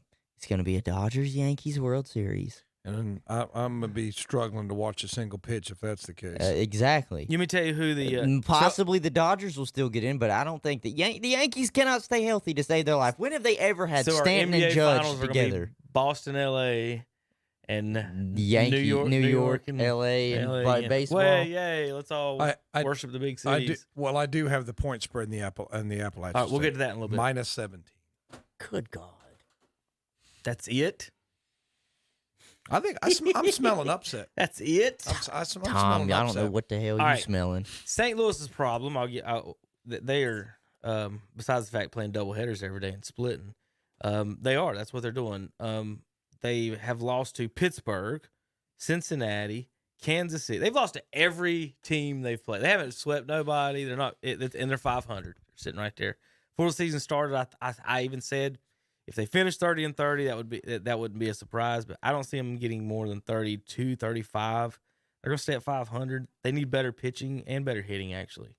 So it's safe to say they need better. We're everything. getting like 3 runs a game both ways, or 4 runs a game both ways. So it's not. You could do one or the other, I guess, but they didn't make any moves or didn't do anything. So you're saying they just need to improve. The Cardinals might not make the playoffs. No, I'm not saying that. That's what you're saying. No, I'm saying they might not. They're not going to win the division. They will make the playoffs. Yadier is breathing. I don't know if they'll make the playoffs. Hunter, Yadier's breathing. Listen, he's breathing. I don't know Hunter. hey, so far I've got 200%. You say whatever you are. I've got 200% locks right now, and one of them is not even going to win that division. So yeah, that's true.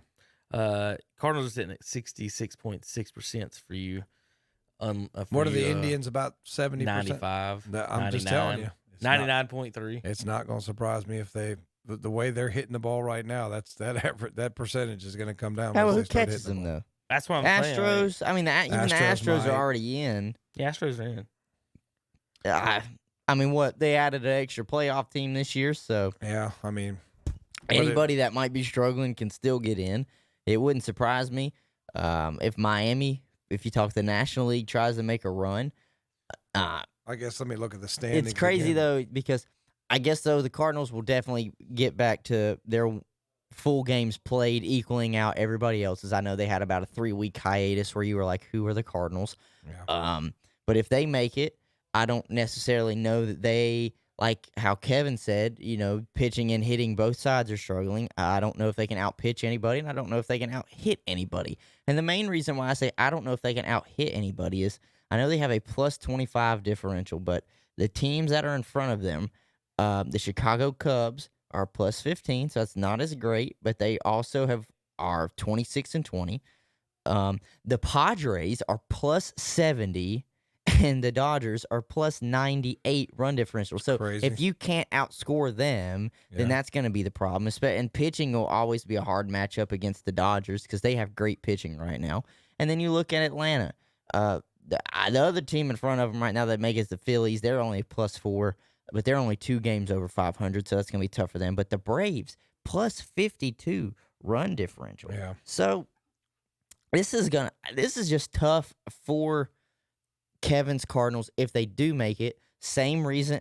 And really, for me, Atlanta only has 50% of that problem. Yeah. We only have a pitching problem. I've seen this team come back from 6-7 down to win the game. Yeah. I've seen them drop 11 runs in 2 innings.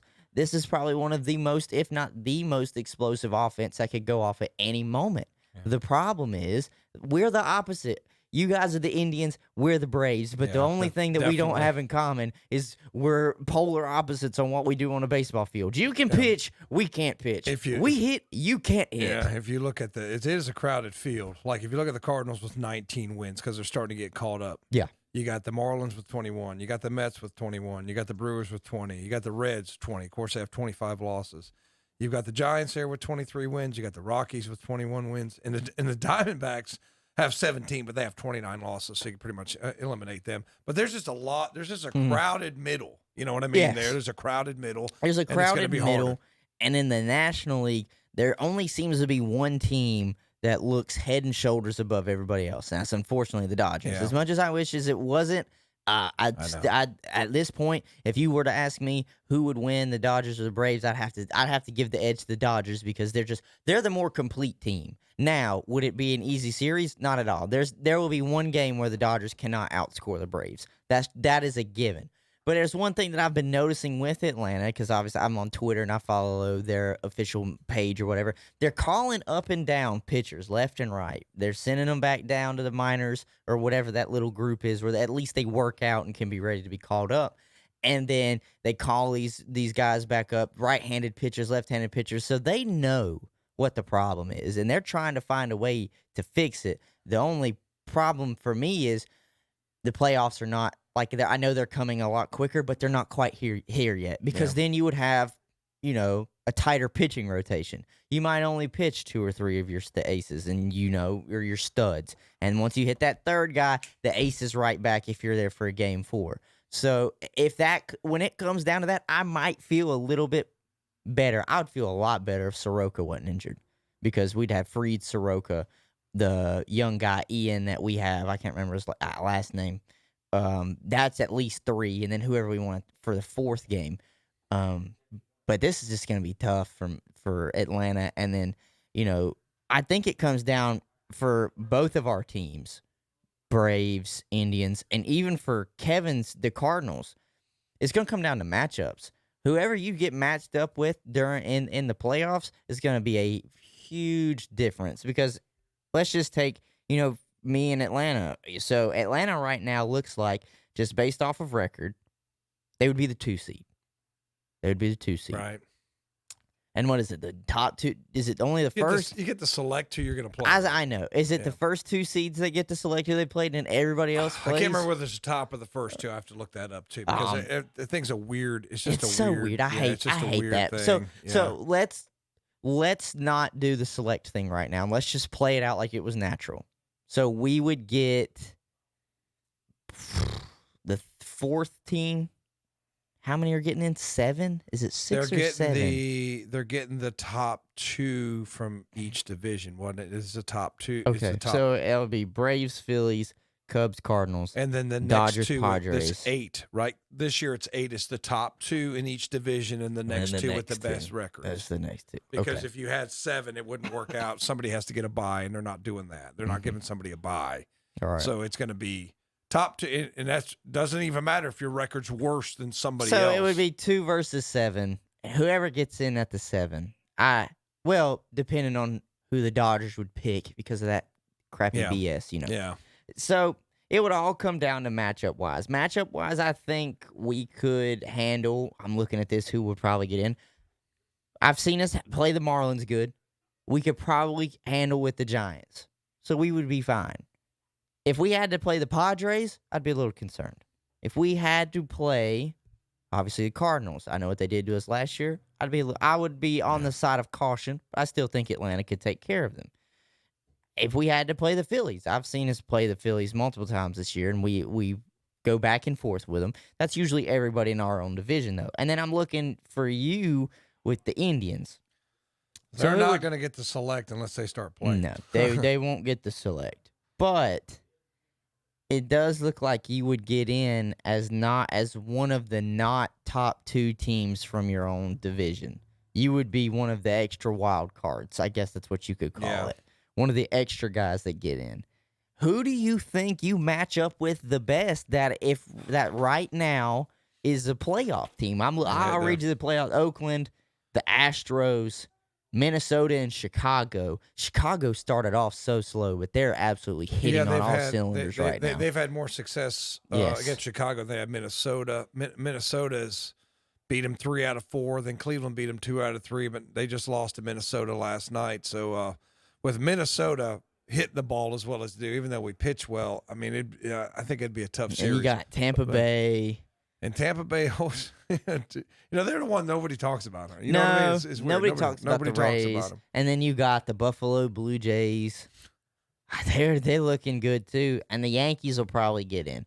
So I'm just looking at that, and I'm just trying to think, because that's exactly what it's going to come down to, is who's going to match up better with who when it comes playoff time. Because of this weird schedule too, Hunter. Like I'm looking there, I don't think Cleveland plays the Yankees in the regular season. They don't even. They don't. No. What? That's strange. They don't play. But yeah, because you usually play. I'm almost positive they haven't, because I was looking for when they played them. I was looking down. They've got the Cubs again. Cleveland. They should play everybody. I don't think they Cubs. do. They better be playing the Yankees. I do not think they do. So it's just weird because you haven't quite played everybody. It's like I can't remember Cleveland playing Boston this year. Mm-hmm. I don't know if they're. It's so weird. Typically you're going to play everybody in the American League, but I'll tell you what, Tom. So far this year, you have not played New York or Boston. Right. See what I mean? So you're asking me, well, how are they going to? And guess what? You don't play either one for the rest of the season. Wait a minute. I'm looking at the schedule. I mean, so you ask, well, how would they match up against New York? Would be hard to tell.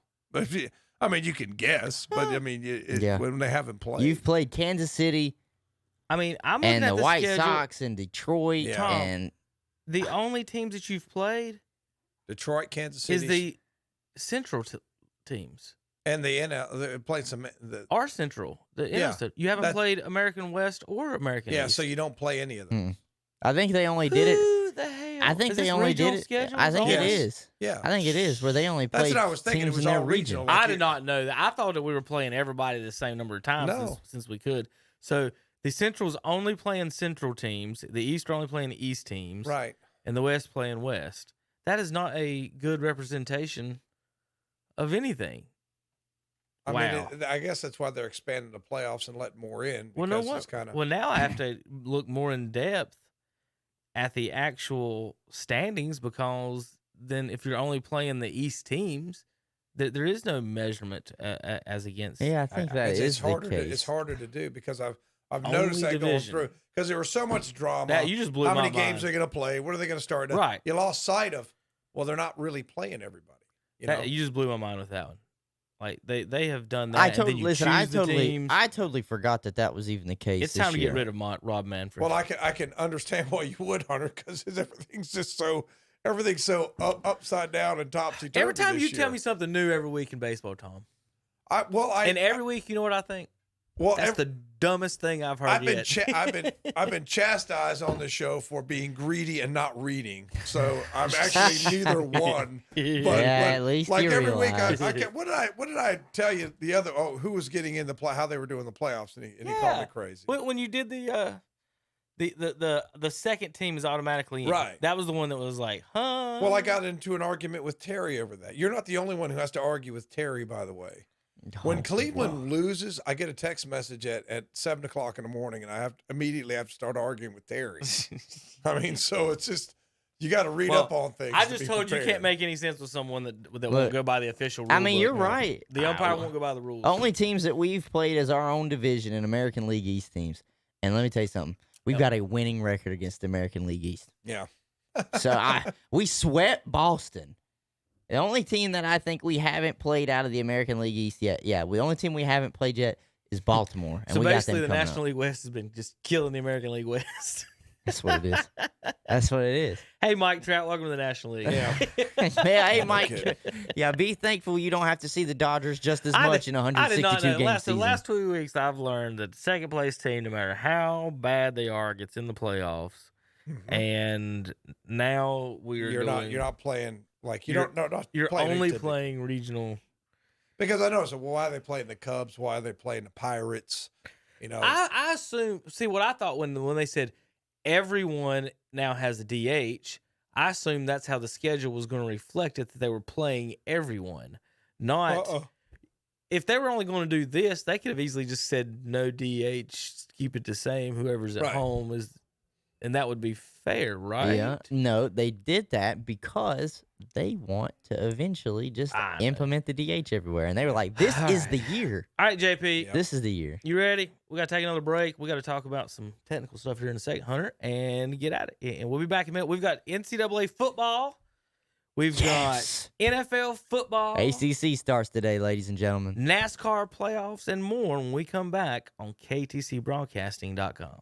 Nowadays, buying a new car or truck is different because everything is on the internet. So why would anyone waste their time trying to get answers from a salesperson who's just going to beat you up for more money? At Friendship Nissan and Friendship Chrysler, Jeep, Dodge, Ram, and Forest City, our sales guys and sales girls don't work on commission. We have clear choice pricing, a free lifetime warranty, and you can find anything you might want to know on our 300 new and used cars and trucks online at Friendship Nissan or Friendship Chrysler, Jeep, Dodge, Ram. Remember, we're different, and we're right down the road in Forest City. Thanks for help bringing the economy back, one local purchase at a time. Kind of uplifts you and you feel better. It's the greatest comeback of all time. Shop local with whatsupshopper.com, Carolina Country, and The Boss. Looking for a new car? Maybe a pre-owned car or truck, or maybe an SUV? Then let your fingers do the walking and go to whatsupshopper.com. Local dealers with local vehicles. You don't have to drive all over the country. Just click on whatsupshopper.com and take a look at the local selection of cars, trucks, SUVs, and more from local dealers in Gaston, Cleveland, and Lincoln counties. Car shopping just got easier by going to whatsupshopper.com. Pick yours out today. The NASCAR Xfinity Series. 3 wide as we got a car sliding up against the outside safer barrier. Is at Richmond Raceway. Elbows up, rooting and gouging here at Richmond. With 250 laps of slam bang short track action. They're crashing in turn number 2. One car is backed into the outside wall. It's the Virginia is for Racing Lovers 250. Saturday afternoon at 1:30 on the Motor Racing Network. On Carolina Country WCSL 92.3 FM, 1590 AM, and online at KTCBroadcasting.com. I'm Dan Forrest. Closed schools deny our children their friends, sports, proms, graduations, their childhoods. Once past, these moments are gone forever. There's no scientific reason that justifies the pain and sadness we're causing our children. What's more, closed schools don't work for working parents. Deciding whether to educate your child or work to feed them is a choice no one should have to make. I'm Dan Forrest. When I'm governor, we will protect the vulnerable and reopen our schools. Paid for by the Committee to Elect Dan Forrest. The Cherryville Country Club remains open for dinner on Friday nights and for Sunday lunch. Call your order in at 704-435-6597. Take it home and enjoy a great dinner or lunch. You can pick it up under the big black awning at the front. And it's time to get out and play golf, too. The weekly Captain's Choice Golf Tournament starts every Friday night at 5:30 p.m. Just call the Pro Shop to sign up at 704-435-6597. The Cherryville Country Club on the Roy Acre Road in Cherryville. And we're back on Saturday Morning Sports Talk with Kevin and the guys. We were going a little over when it came to our technical jobs after the show. JP had to sit up, is what he's saying, y'all. So y'all feel for him. He had to sit up there. Very good job. There you go. There you go. So there's a little baseball action. We've got a couple of things to go over here this morning before we get out of here. I've got to leave a little early in a little bit. I've got baseball where Terry is going up to see him and the gang up there. Great facilities and stuff up there at West Lincoln Optimist, folks. If you're in that area and want to play for them, I'm sure they'll be more than happy you guys join in. We've got 2 games today. The little girl won't be in the first one. She's got dance tryouts this morning. Dance and then go play ball. That's a full day. So she'll have ball this afternoon. She didn't get a hit yesterday. The first game, scrimmage game, Hunter, she's 3 for 3, scored every time. There you go. And she struck out ever since. So hey, we've got she's got a slump. We've got some type of timing issue. I've got she's got a slump to get now. settled. And but in her defense, it's an 8 and under league, and she's technically classified, I think, as a 5-year-old. So if she's going out there and now remember, Tom, overhand to my 5-year-old. He's don't let him go back there, Hunter. Don't let him go back there. No. No. What's now? Yeah, we're not going to win too much. We've got a young team, I will say that. I was going to pull up the NASCAR and go over that, but Hunter, the NASCAR website, it was acting crazy, but I wanted to get over that. JP, read this schedule for sports today and tomorrow on WCSL 1590 AM 92.3 FM. Okay, let's see. What is today? Today is the 12th? Yes. Yeah, tomorrow was 19-year anniversary of 9/11. All right, well, today we have the Atlanta Braves at Washington at 5:50 p.m., and we have the Federated Auto Parts. I don't have the sheet of paper, JP. Can you read? It says the Federated Auto Parts 400 at 6:30 p.m. That's correct. What are you laughing at? It says Federated. I don't know what you want from me. Okay, go ahead. That's what it says. Syracuse at North Carolina at 11 a.m. And then tomorrow we have the Las Vegas Raiders at the Carolina Panthers at 12 noon. I guess, Hunter, if you really want to, you can stay on to 11 previewing Tar Heels and Syracuse football. You could. He said that, and I was like, dang, I forgot. That's an hour pregame. The Tar Heels are ranked 18th. Yes, sir, they are. And they're going to start the season off on damn ACC Network, and it makes me so mad. Does that rankings, you don't have it? Does that rankings include the Big Ten? Yeah, right now, currently it does. What a travesty of rankings. Anyway, I got the NASCAR stuff up. If it didn't count the Big Ten, we'd be higher. I know, right? Speaking of rankings and wherever, Harvick's got the Busch Pole Award for Richmond. Busch Pole Award, what is that? It's the Pole Award sponsored by Busch. Oh. I literally thought that was an award. I was like, what did he do? No, he won the pole. Okay, I don't know why they had to call it the Busch Pole Award. Because everything's sponsored in racing, Hunter. Yeah, I watched the Busch Pole Award. Did you watch the end of the Darlington race, Kevin? Yeah, we watched. I mean, it just wasn't. I was waiting for something exciting to happen, and it just Elliott was Tom, so it's strong. NASCAR, I'm just kidding. I mean, I'm just kidding. Well, the two wrecked each other. Yeah, Elliott was so strong, and then Truex wrecked him, and Chase went all the way back to 24th.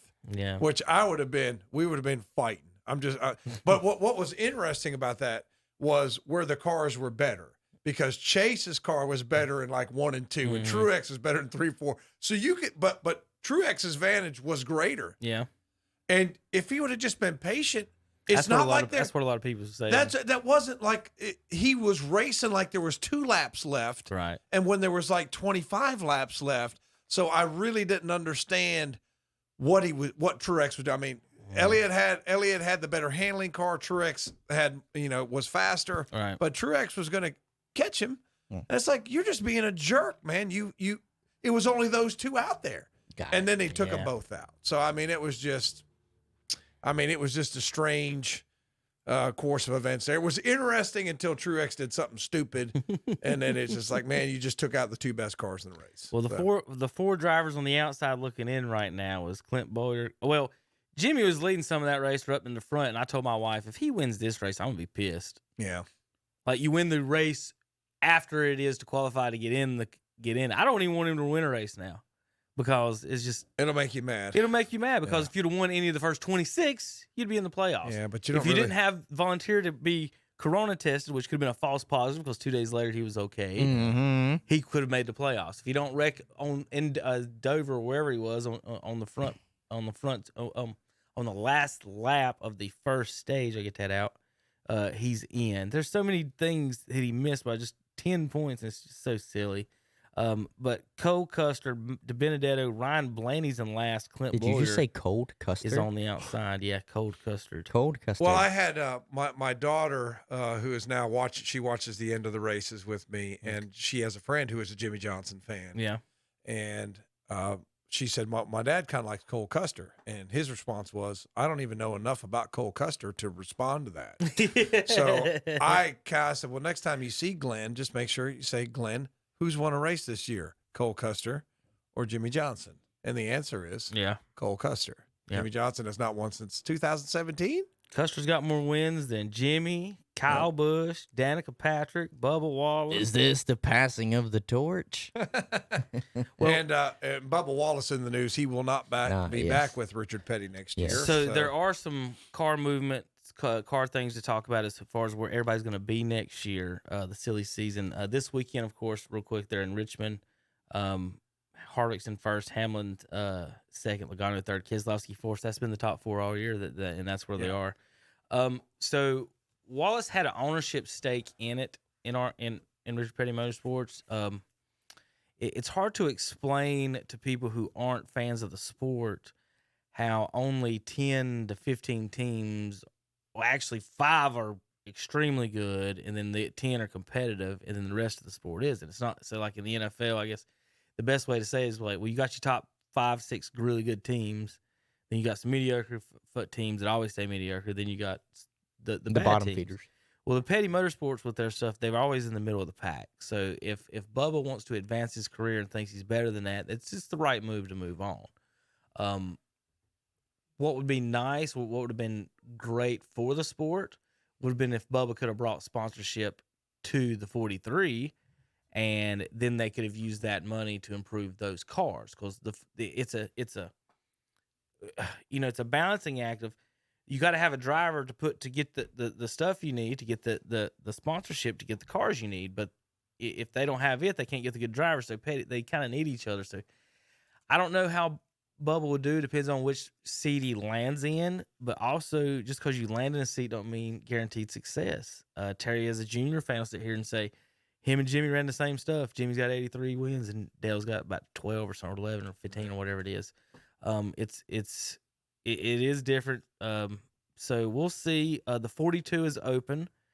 What's ironic about that's Kyle Larson's seat, who was kicked out or suspended for, and deservedly so. Now, what they're saying is that Larson has done all of his protocols. I know you don't pay attention to any other type of racing, Tom, but he has been dominating the World of Outlaws racing. He won like 10 or 11 straight races in that. That's good for him. World of Outlaws is probably really suited for him. And he everything else he's been doing. So, but he'll come back. He's applied to get back in. Yeah, so the rumors are he may be going to the 48 and Bubba to the 42, but there is still possibility of Bubba to the 48, which that's what I was thinking.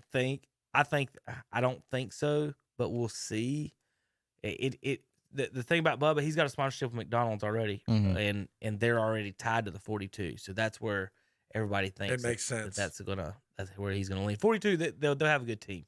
He'll have good gear. He'll have better money. But if you've been reading the social media, has spun it around saying Richard Petty basically got rid of Bubba Wallace, but that's not the case. No, not at all. That's not the case. Richard, they've offered him ownership stake. He's had ownership stake in the last few years. It's not even close to the same thing. So Jimmy announced that he will be doing 15 IndyCar events next year.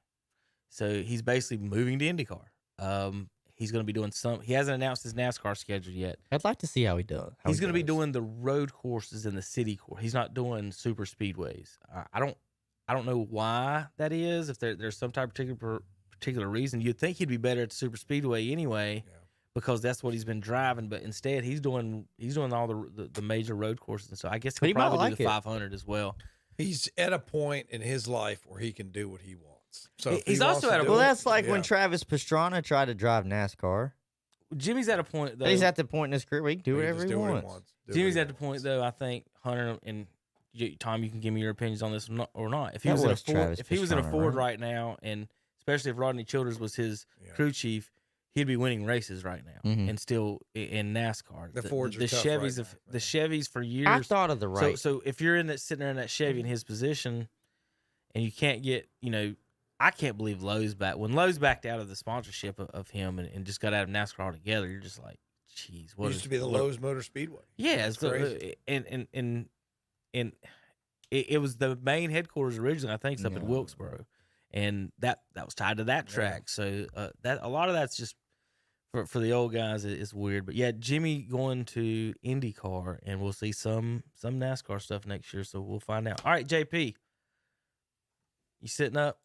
Are we ready for another break? We behind? Okay, I'm gonna get them going.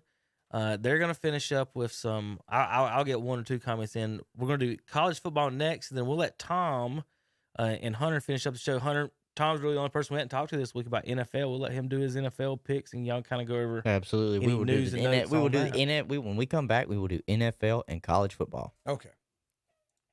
Take it away, JP. Wouldn't it be nice if you could go look at a new car or truck and you didn't have to worry about getting caught up in those games that waste half your day? Well, Friendship Nissan and Friendship Chrysler, Jeep, Dodge, Ram, and Forest City is different because we're fast, easy, and transparent. We have over 300 new and used vehicles on the ground with clear choice pricing and the region's only non-commissioned sales force, and a free lifetime warranty on every new car. You better believe Friendship Nissan and Friendship Chrysler, Jeep, Dodge, Ram is different, and you can find us in Forest City. You're listening to the Wolfman Jack. I'd say when I was a little kid, I was brought up listening to Alan Freed. Wolfman Jack. When I was just getting started, the hip thing was to say, "What's happening, Jack?" "Hey, Jack, what's going on?" So that was the hip slang, So being a horror classic freak like I am, I chose the Wolfman because it was a very animal-sounding name, and the name Jack because of the hip slang. What's happening, Jack? Because Jack always knew what was happening. You understand what I mean? Wolfman Jack. Wednesday, Thursday, and Friday mornings, 10 a.m. to 12 noon on The Balls. WOHS Shelby, WLON Lincoln, and online at ktcbroadcasting.com. The Cherryville Country Club remains open for dinner on Friday nights and for Sunday lunch. Call your order in at 704-435-6597. Take it home and enjoy a great dinner or lunch. You can pick it up under the big black awning at the front. And it's time to get out and play golf, too. The weekly Captain's Choice Golf Tournament starts every Friday night at 5:30 p.m. Just call the Pro Shop to sign up at 704-435-6597. The Cherryville Country Club on the Roy Acre Road in Cherryville. When you shop our local advertisers, be sure to tell them you heard it on the radio. That way they'll know that their radio dollars they spend works for them and you too. Even in today's fast-moving world, radio remains the leading media to reach more people. 93% of Americans listen to AM/FM radio over the air. TV viewership is 89%, smartphone use is 83%, and personal computer use is 50%. So if you're a business owner, reach more people with the power of radio. If you don't tell it, you can't sell it. See the power of radio. WOHS Shelby, WLON Lincoln, WCSL Cherryville. Online at ktcbroadcasting.com. New merchandise arrives each and every week at This and That Trading Post in Dallas. Just arrived face shields, priced at $1.50. Fitbit watches starting at $112.50. Don't tread on me and Trump flags, just $3 each. This and That Trading Post has piñatas for only $12. Duramax Impact wrenches, $35. Keep clean with Muck Daddy wipes for only $2. Gloves, a pack of 12, $6. VTech with Kitty Buzz, just $77.50 at This and That Trading Post. 3857 Dallas High Shoals Road, right across from the flea market. Open 9 to 6 Monday through Saturday, 9 to 5 on Sunday. Call 704-215-7155 and like them on Facebook too. It's time to play at the Green Meadows Golf Course on Kelly Road in Mount Holly. Play and ride Monday through Friday for $25. Weekends just $30. Seniors ride and play Monday through Friday for $20. And every Wednesday is Ladies' Day. Ladies play and ride for just $15. So make your tee time now by calling the Green Meadows Golf Course, 704-827-9264. Green Meadows Golf Course, 957 Kelly Road in Mount Holly. And we're back on Saturday Morning Campbell Sports at Georgia Talk Southern with Kevin, Hunter, Tom, and Banana Terry. Terry Banana's here. Terry Because Banana. that's the amount of respect that I give the umpire-in-chief's decision from this weekend. Well, it's a Banana Republic You know what that being reminds run. me of? That reminds me of the Carson Dockery days. Yeah. I haven't seen that since that. The Banana Terry. Yeah, the banana. The Banana Republic of baseball he runs up here. All right, college football before I get out of here, guys. I'm leaving in just a few moments. But I did want to get in. Tom, the spread at Kid Brewer Stadium was what again today? Appalachian State -17. I'm trying to find the. And it's going to be an empty Kid Brewer Stadium. So sad. I'm looking at this. So sad. And there are only 1, 2, 3, 4, 5, 6, 7, 8, 9, 10 games today that are actually selling tickets. The rest of them, no one is going to be there. Well, I know it's a little bit different, but the Ohio governor said that the Browns and Bengals can have 6,000 fans. So they can actually have. So they can have you fans, can have fans in Tennessee. So you can have it fans it depends on who you voted for governor 2 or 4 years ago. Listen, this is serious. Right this now, is Tom. serious. Is that not serious? So Look, the real quick, Hunter, Bengals and the Browns. When you go to the polls, you got to think in 4 Football. years will this person allow me to watch football? So you're telling or me NASCAR races that the Bengals and the Browns can have fans and play football, but the most successful team in Ohio cannot play at all. And the most successful team in North Carolina can't. They keep talking. They keep. Talking. I'm saying they can't even play. Ohio State can't even play right now. Well, Trump supposedly made a call to the Big Ten Commission. Yeah, and guess what? They probably didn't listen because you guys aren't even playing. I've heard back and forth rumors about the Big Ten, possibly October if they start up. Well, whoop-de-doo. You're a whole month behind everybody else. It's okay. They just had Ohio State. Just had you had an first round guard. Guard opt out. I was going to say you had an offensive lineman opt out. That's the first of many coming from Ohio State. So Appalachian versus UNC Concord. The over under is 59. Hunter. Over under is 59. Yeah, is it not UNC Concord? It's UNC Charlotte. No, no, it's not in Charlotte. No, I can tell you this. It's UNC Concord. It's right, it's university area if you want to call it that. Whatever. It is closer to Concord, but this just has them listed as Charlotte, and I think that's what they just call their sports team is Charlotte, not UNC Charlotte. Doesn't matter regardless. Charlotte, congratulations. This is going to be good for recruiting because you're going to be able to be on national television, but it's going to be while you're taking a hot L. I'm sorry. You are still too young of a football program for me to choose you over an established football program. All right, let me read the breakdown of this. Why Charlotte can cover. The 49ers wrapped up 2019 with a winning record of 7-6, moved the football extremely effectively against Appalachian State in a 15-point loss, 56-41. Remember, 29 was the over-under 100 last year. They got 41. And now the over-under is like 59. If not for a couple costly turnovers and a late onside kick return for touchdown, Charlotte would have given Appalachian serious trouble. The Mountaineers lost to Georgia. I don't know what that has to do with Charlotte. That's a jab. App can cover. Meanwhile, after 13-1 year, they're looking for another quality season. The Trader coach stabbed the team in the back and moved to Missouri. Some of this is ad-libbed, but the Trader's coach, but the Mountaineers were who is scared now. Tom, he joined the SEC. They gave him Alabama on his schedule, and he complained. Isn't that his first game? Oh, he won. Yeah, that's what that was the new team they gave him, and he cried like a baby, and that's what he gets for stabbing the Mountaineers in the back. Because I'm pretty sure SEC starts next weekend. Yeah. 2 stats from 2019 to keep an eye on. Charlotte ranked 15th worst in the nation with respect to touchdowns allowed. Just kidding. SEC does not start next weekend. They start 50. The following weekend. Jeez, what are they waiting on? I don't know. To make matters worse for the 49ers, App State was 7th best in the nation in overall offensive touchdowns last year. How to make the picks, but this is some type of simulation model. They did it simulated 10,000 times, Tom, and that was the spread they came up with. Missouri does have Alabama opening day. That is next week. Next week. All right, guys, I'm out of here. I want to say thanks everybody for watching and listening as always on KTC and listen. I guess myself here this morning. This should be another week of high school football we missed out on. I gave you guys a little quick list. You don't have to go through it or anything if you just want to make notes of anything.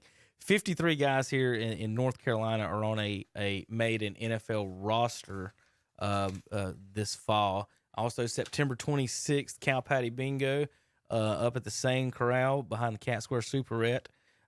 September 26th, Tom's saying will be grilling bologna, and Tom will be betting on Cow Patty Bingo. So we'll see you guys the rest of the game. I got to go up here and argue with an umpire, it seems. I'll see. Give him a break, Kevin.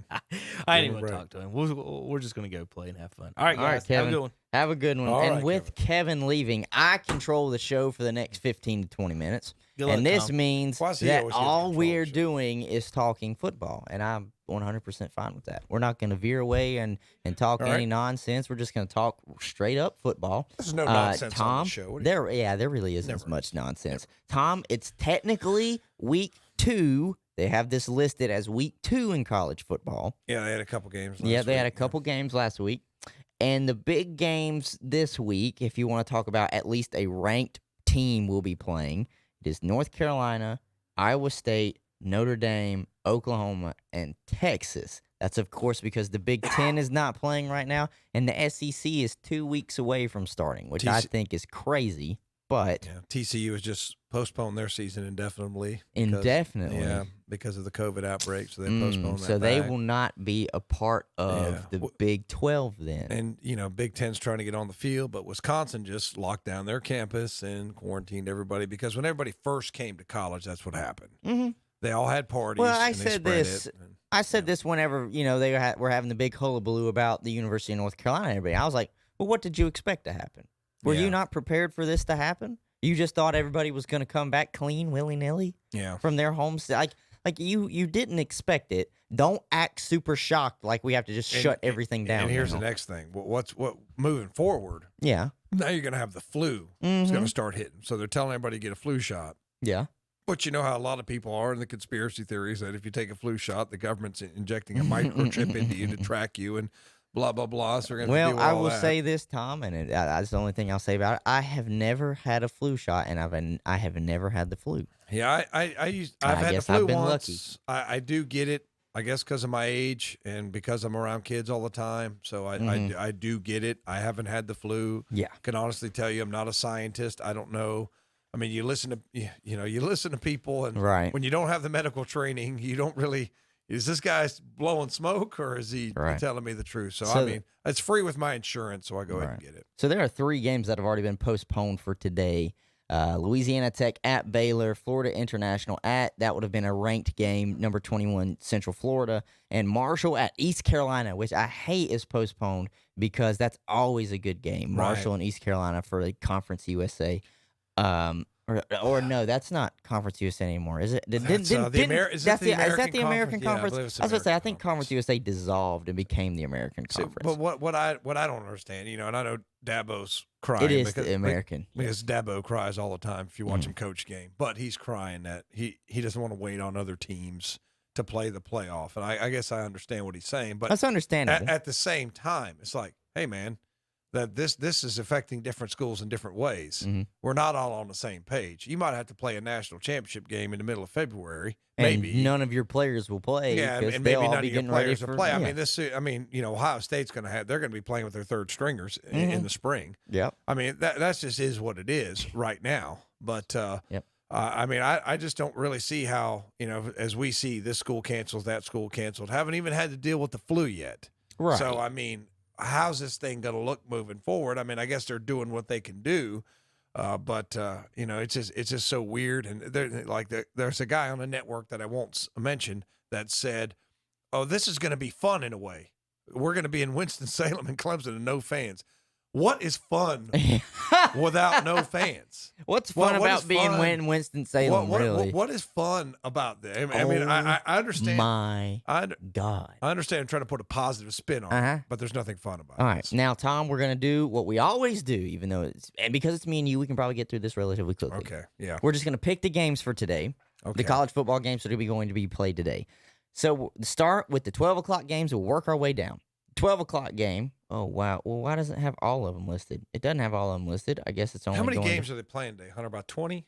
15, 20 I believe games? so. Okay. All right, so here, we'll do the ones that I have over, under, and lines with right now. Okay, that's fine. Saturday, September 12th at 12 o'clock, Syracuse will be at North Carolina. The over-under is 65, and the line is minus 23 North Carolina. Carolina, big favorites? Big favorites. And that's why I was like, I don't see that. Syracuse is actually competitive at least. Yeah, I think they win, but they don't cover that I could spread. agree with that. Yeah. Louisiana at Iowa State. And think about this. Iowa State's ranked 23rd, and they're only 11-point favorites over Louisiana. But the over-under is 56.5. I like Iowa State. They seem to have a competitive program and win a few games they're not supposed to They every produce year. some pretty good or NFL talent, too. Yeah. The next one I don't think is going to be close, and this is just a personal thing.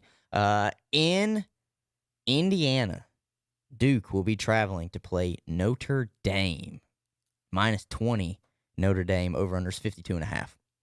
I like Notre Dame to cover that. I do too. I don't really know. I haven't heard too much about Duke this year, but Notre Dame, is probably going to take care of them with room to spare. And there is no over-under on this. I don't understand why, or a line, but it's listed on this page. Missouri State will be going to Norman to play Oklahoma. I'm taking Oklahoma. There's not a question there.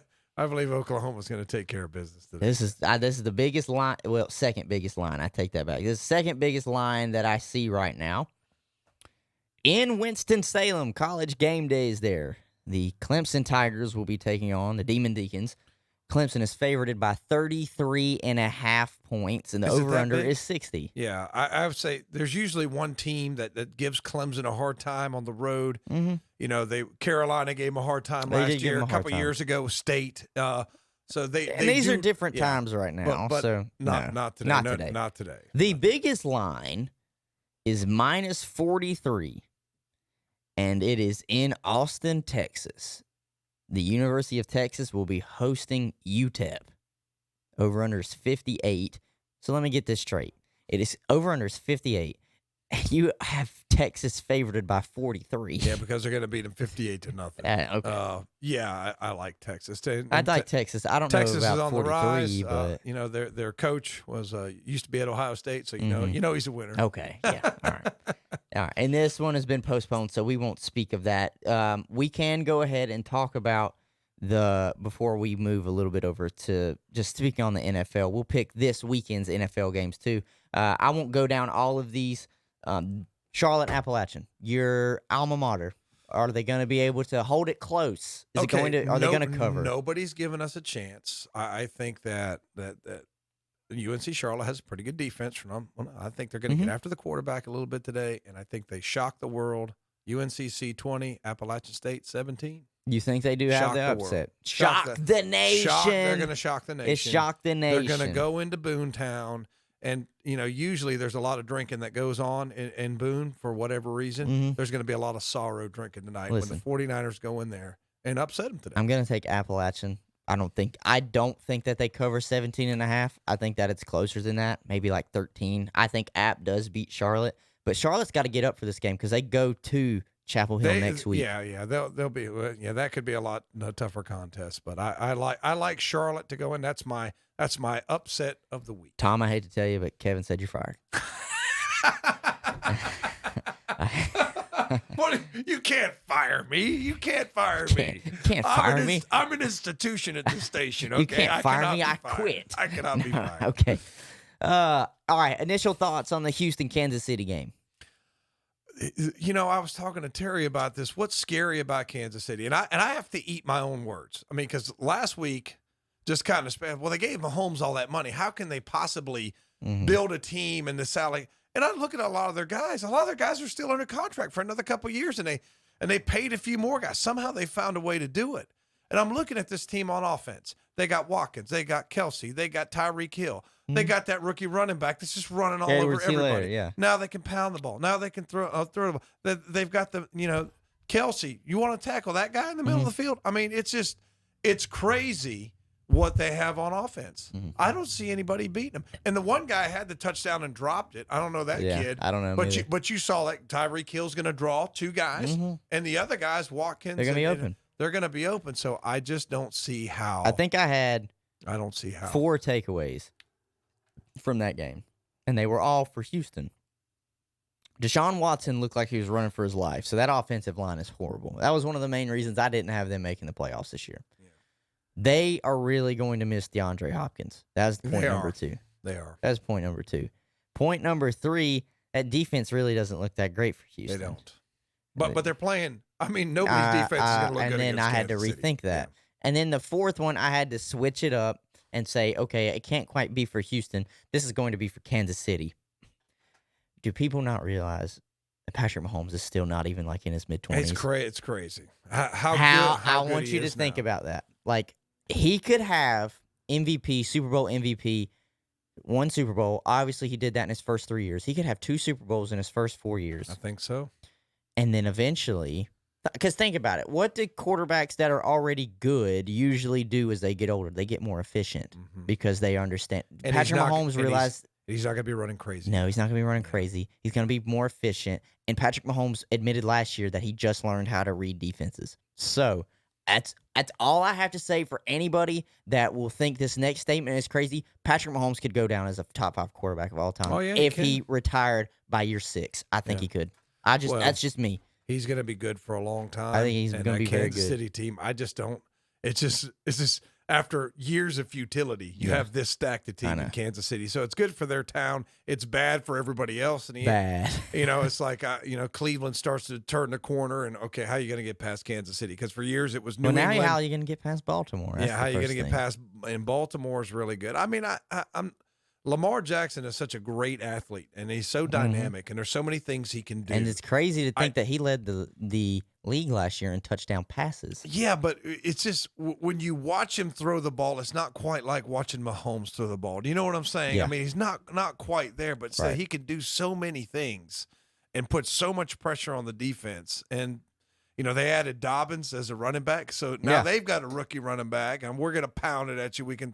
So those two teams are, Baltimore's good on the defensive side of the ball too. So, when Cleveland does have a, up and coming team, look at what you got to play. And I know. Roethlisberger's back in Pittsburgh, and Cincinnati's got Burrow, and they're putting them at 6 or 7 wins, Hunter. They think Cincinnati. I think that's a little much. I think this it's probably weekend, a little bit of hype. Ladies and gentlemen, I know it officially kicked off Thursday, but this weekend is officially the first week of the NFL. And so what me and Tom are going to do, we're going to just keep it nice and simple, and we are going to pick the games this weekend. We are going to pick who we think the winners and losers are going to be this weekend. Let me have this pulled up to where I have overs and unders and lines and stuff because I love to keep up with that kind of stuff. But now we'll just start with the 1 o'clock game. This is in Atlanta, so this team is going west to east. It is the Seattle Seahawks and the Atlanta Falcons. Seattle is favored by 2.5. Do you think the Seattle wins this? I don't know. Atlanta really struggled last year. Seattle, everybody's high on Seattle. I mean, they did have a lot of injuries last year, and when you've got Russell Wilson, I mean, you're always in the ball game. So I like Seattle in this game. I like Seattle too. 2.5 so close. I could see Seattle covering it, but it wouldn't be surprising if it was. How many fans are they going to allow there? Do you know? I don't even know if there will be fans. It's in Atlanta. It's got to be with that point spread. That game's got to be in Atlanta, right? Yeah, it is in Atlanta. Yeah. I don't know how many they're going to let in. Next 1 o'clock game, Orchard Park, New York. Buffalo Bills will be hosting the New York Jets, and the Bills are favored by 6.5. Do you like the Bills? Well, I mean, I like Darnold. I think that they're pretty much he's got another year to grow and develop. I don't think anybody's going to expect him to take him to the playoffs this year, even though they're up and coming. I really like Buffalo. I like Allen. I like what they've got on the defensive side of the ball. They were very good in the secondary last year. I like Buffalo this year. I like Buffalo this year. I'm very high on Buffalo. If Josh Allen just takes the next step, that team is a playoff team. Yeah. Well, they're a playoff team already. I think they can win at least a first-round game after that if he takes the next step.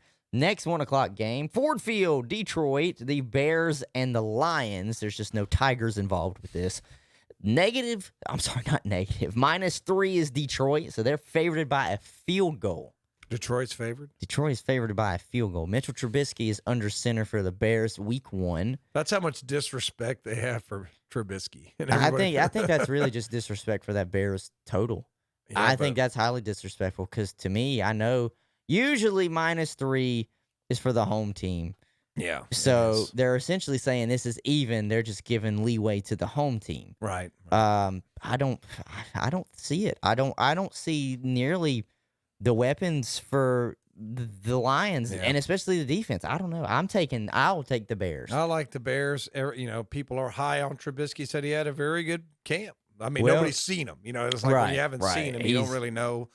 He's an Ohio kid, so I always have the soft spot for the Ohio kids. I want to see him do well. So I like the Bears in this game. I mean, they got a pretty good defense too. I just don't see. I don't know. Maybe the bookies know something we don't. I don't know. Yeah, I don't know.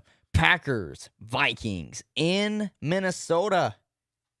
-2.5 is Minnesota. Yeah, I like Minnesota at home. I could see these two teams splitting the series. I think I do. Home. Yeah. I see them that way, and I think it will be home and home. I like Minnesota in this game. I do too. I like Minnesota at home. Now the one with the biggest question mark on it, the New England Patriots hosting the Miami Dolphins. It is Fitzpatrick. It will not be Tua for Miami. It is Cam Newton. Will not be Tom Brady. And New England is a 6.5-point favorite. I have New England winning this game because it is in Foxborough, and it's usually difficult for Miami to come up. Now, it's the opposite. When New England goes to Miami, that's when things get a little dicey, at least within the past few years. So I have New England winning at home against Miami. Well, this is really phase one of the Miami rebuild. Because they brought in Tua, and they cleaned house and they're rebuilding. What's interesting to me is everybody saying that the Belichick Newton thing is working out so great, and Belichick has nothing but praise for Newton. Mm-hmm. So I don't know, is it really working out that well? I mean, we'll see. That is definitely the odd couple. I like New England to win this game because of where Miami is, but moving forward, that's interesting to me. I'm not going to say it's not going to work because it's Bill Belichick, and as much as I don't like him, you have to have faith in his ability to bring Cam Newton to a different level of play. It is worth noting going forward for the New England Patriots and this Sunday, they are in fact without 6 key players. They had 6 opt-outs this year. 6 opt-outs. That's right. So we'll see. If there's anybody who can do something with not a whole lot, it's Belichick. Right. So I like him in this game. Moving forward, I think the Cam Newton thing's going to be interesting. The Eagles. They stepped foot into the wrong place this weekend. Where Redskins? They come into Washington. Yeah, and land over Maryland. They were talking about Chase Young, who won out the starting. I was like, were you really not going to start him? I mean, you took him at number 2 overall. Really going to start somebody else? Did you think he wasn't going to start? Philadelphia is favorited 5.5 points. I will say this as a Washington fan: Philadelphia will win this game, but it will not be by 5.5. Yeah, Washington will cover this because Washington's defense. Our defense is going to be great. It's going to keep them in this game. Who they starting in quarter? Are they starting Haskins? They are starting Haskins. So there's an Ohio guy, so Ohio State guy. So I've got. And here's the thing, but he's also they don't have a lot. Guy. They don't have a lot of tape on him. Yeah. So if Dwayne improved as much as I think they're saying he did this offseason. He's maturing. He's young. These guys are young. Oh, yeah. He only played college football for a year or two. Like, he's so young. He's young. I don't think people realize. Listen, all I'm going to say is if Carson Wentz tweaks something, Washington wins this football game. It'll be interesting. Washington, hopefully Wentz holds up for the Eagles fans. In Charlotte, in our backyard, the Raiders come to town to take on the Kitty Cats, the Carolina Panthers. By the way, we are a Panthers affiliate. And we are Panthers affiliates. The Bridgewater era begins. The Bridgewater era begins, but not on a good note because they're the underdog. Yeah. Las Vegas is favored by 3 on the road. A lot of people are high on Vegas. They are high on Vegas, and crazy is I have Vegas winning this game. I think they're going to come in and beat them because, it's rebuild time for the Panthers. That's exactly what it is. I don't know how Matt Rule and this offense is going to do. I know what Christian McCaffrey's going to do. It's everybody else I have questions about. That's exactly what it is. With Bridgewater, I think is going to be able to stretch the field a little bit better than some of the guys. So it's not going to be swing past to McCaffrey every play. Right. So even if McCaffrey's numbers come down, it's not because he's deteriorating. They may be able to do some different things in Rule's offense, but it's going to take a while. I mean, the Panthers' 3 or 4 wins this year is probably not a grossly, it's not underestimating them. But I like Vegas to come in there this year. I hate the fact they're in Vegas. Yeah. I think Oakland got cheated. Oakland's a blue collar town, and they took their team to give it to some glitz and glamour, which isn't really going to support them. So that's a whole nother story. But I like the Las Vegas Raiders to come in and beat the Panthers. Jacksonville. They host the Colts. Do they have any players left? I don't know. The Colts are favored by a touchdown and a half. Colts win this game, and I think the Colts cover. I don't think. I mean, who did Jacksonville even keep? I mean, the only thing they kept is the mustache. Yeah, they kept Minshew, and there's 2 receivers. Other than that, they covered everybody. Everybody. Let's not even stay very long on the that Browns game. did that and went over the season. So I mean, I could see Jacksonville going over the season. I had over. We picked all of the games the other day. Me, Kevin, and Andre. They could definitely go. We didn't have them win a game. The Browns. They are in Baltimore to play the Ravens. They're about a touchdown underdog. They're a touchdown and a half. Yeah. Baltimore's 7.5-point favorite. Yeah. Well, it's just. I have Baltimore. It's really awful that Cleveland has to go on the road to play arguably the second best team in the AFC. I mean, until somebody dethrones Kansas City, they're the best team in the AFC. Right. Cleveland on offense, Landry's a little nicked up. I don't know how much he's going to play. Beckham, they say he's good. I'm interested to see what Hooper's going to do. They just paid Kareem Hunt. Right. I don't know what they're doing with 5 tight ends. They said they were going to trade Njoku, and then they didn't.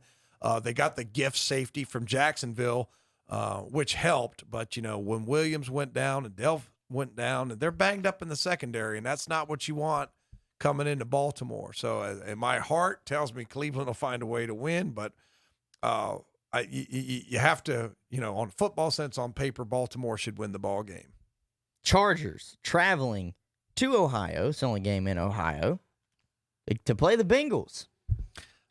Chargers are favored by 3, but I think this is an upset game. I don't know. It's interesting to see what Tyrod Taylor's going to do. I mean, a lot of people, Tyrod Taylor is the Rodney Dangerfield of quarterbacks.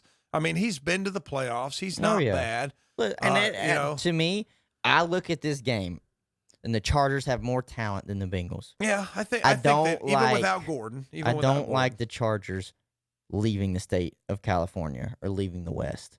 I don't. It's tough. But to me, I'm going to take Cincinnati. And as crazy as that sounds, a lot of people have them winning at least 3 or 4 games Some people this talking year. 6 or 7. Some people say they're going to finish in front of the Browns. I don't see that. I don't see that. But I could see them starting off hot just against to me, Chargers team who has a young quarterback that they still don't know when they're even going to play him. Right. And Derwin James is out for them. I know they've got talent all over the board, but something about this just doesn't feel right to me. Chargers coming out here. It almost seems too good to be true that the Chargers get lined up against Cincinnati week 1. Yeah.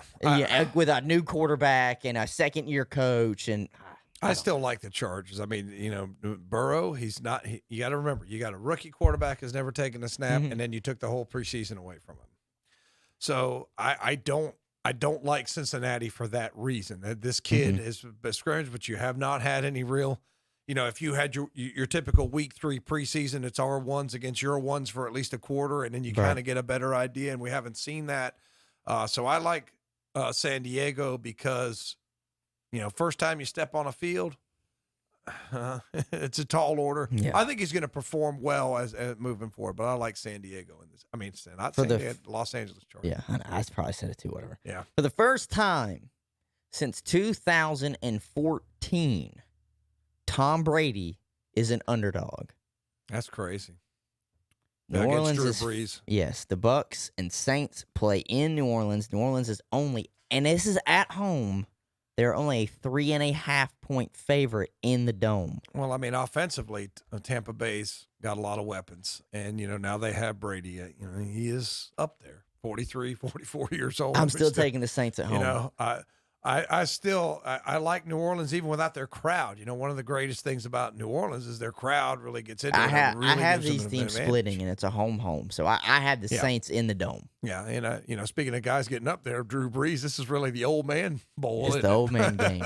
But I like New Orleans at home. Mm-hmm. It may take a game or two for Tampa Bay to get in sync again. Always does. I mean, if I'm going to have a guy that's not had any preseason snaps but ready to go, it's again Tom Brady or Drew Brees are 2 pretty good guys to have there. So that kind of cancels it out. So I think that I've got to like New Orleans at home. 4 more games in 4 minutes. Can we do it? Yes, we can. Yeah, we can. Cardinals will be traveling to Santa Clara to be playing the 49ers.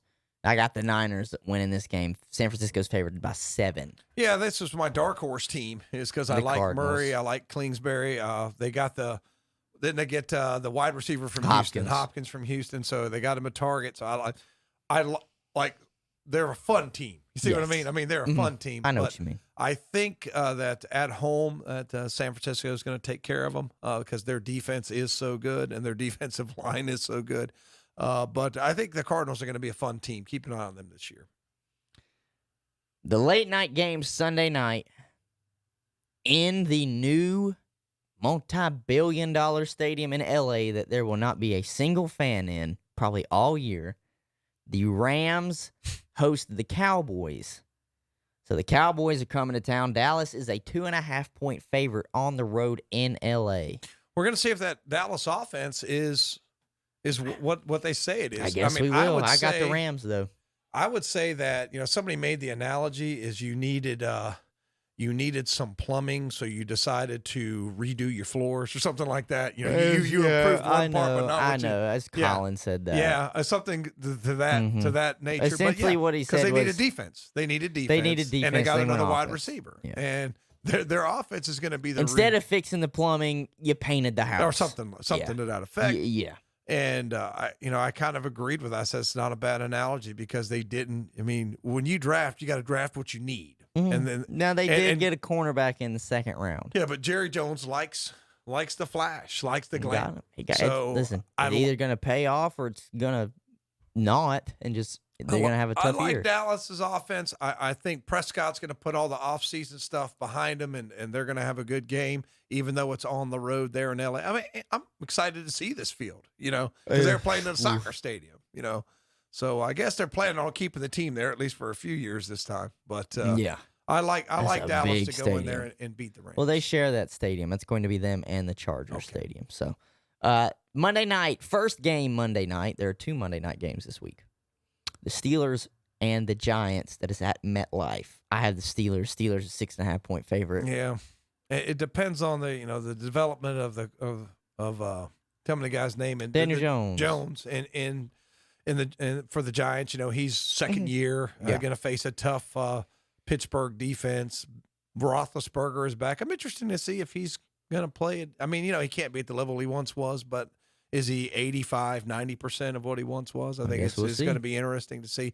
But, yeah, you got to like Pittsburgh in this game. Giants still rebuilding, and a lot of people have Pittsburgh as a contender. Final game that we'll be covering, and it's the last game Monday. The Tennessee Titans will be going to Mile High to play the Broncos. Broncos are now without Von Miller, it looks like, probably for the rest of the year. What did he do? What happened? It was some sort of tendon. Oh. Some sort of tendon. He had surgery on it. I'm pretty sure it was yesterday. Man, that's tough. Tennessee is a 2.5-point favorite in Mile High. I'll be honest. I probably will take Tennessee to win this game. I had Denver making the playoffs, but that was me expecting for there to be full force on defense with Von Miller. But to me, even with Von Miller, I don't see anybody stopping Derrick Henry on that defense. And I was one of the ones that said last year, there's no way they can keep giving that ball to Henry and keep winning and being competitive, and that's exactly what they did. And it's going. And they add Jadeveon Clowney. Yes, and they won the Clowney sweepstakes, didn't they? Yes, they did. But how many games is he going to play? Is he going to play 10? Is he going to play 12? He said he wanted to be back with Mike Vrabel, so maybe Vrabel will get the most out of him that nobody else could. Yeah, we'll see. But Tennessee, I like them on the, especially since you told me about Miller. Somehow I missed that one. When did that happen? This week. It happened this week. Middle of this week. So Tennessee I think is still in the mix. I don't know if they're dynamic enough. You know what I mean? To compete with the Kansas City, to compete with I think they can make a playoff spot, though. Yeah, but I like Tennessee in this game. And with that, that's going to wrap up today's Saturday morning Shock Jock show. That is actually what we're just going to call this now. I know we have the Shock Jocks podcast during the day, but we are all Shock Jocks here on Saturday mornings. It is also brought to you by Friendship of Forest City, Friendship Chrysler, Jeep, and Dodge, and Friendship Nissan. Also want to say a big thank you to Mitchem's Kitchen, who supplied us with breakfast this morning. With that, from Tom Centofanti, Hunter Yancey, JP is in there, and we will see everybody next time. Have a great weekend from KTC Broadcasting.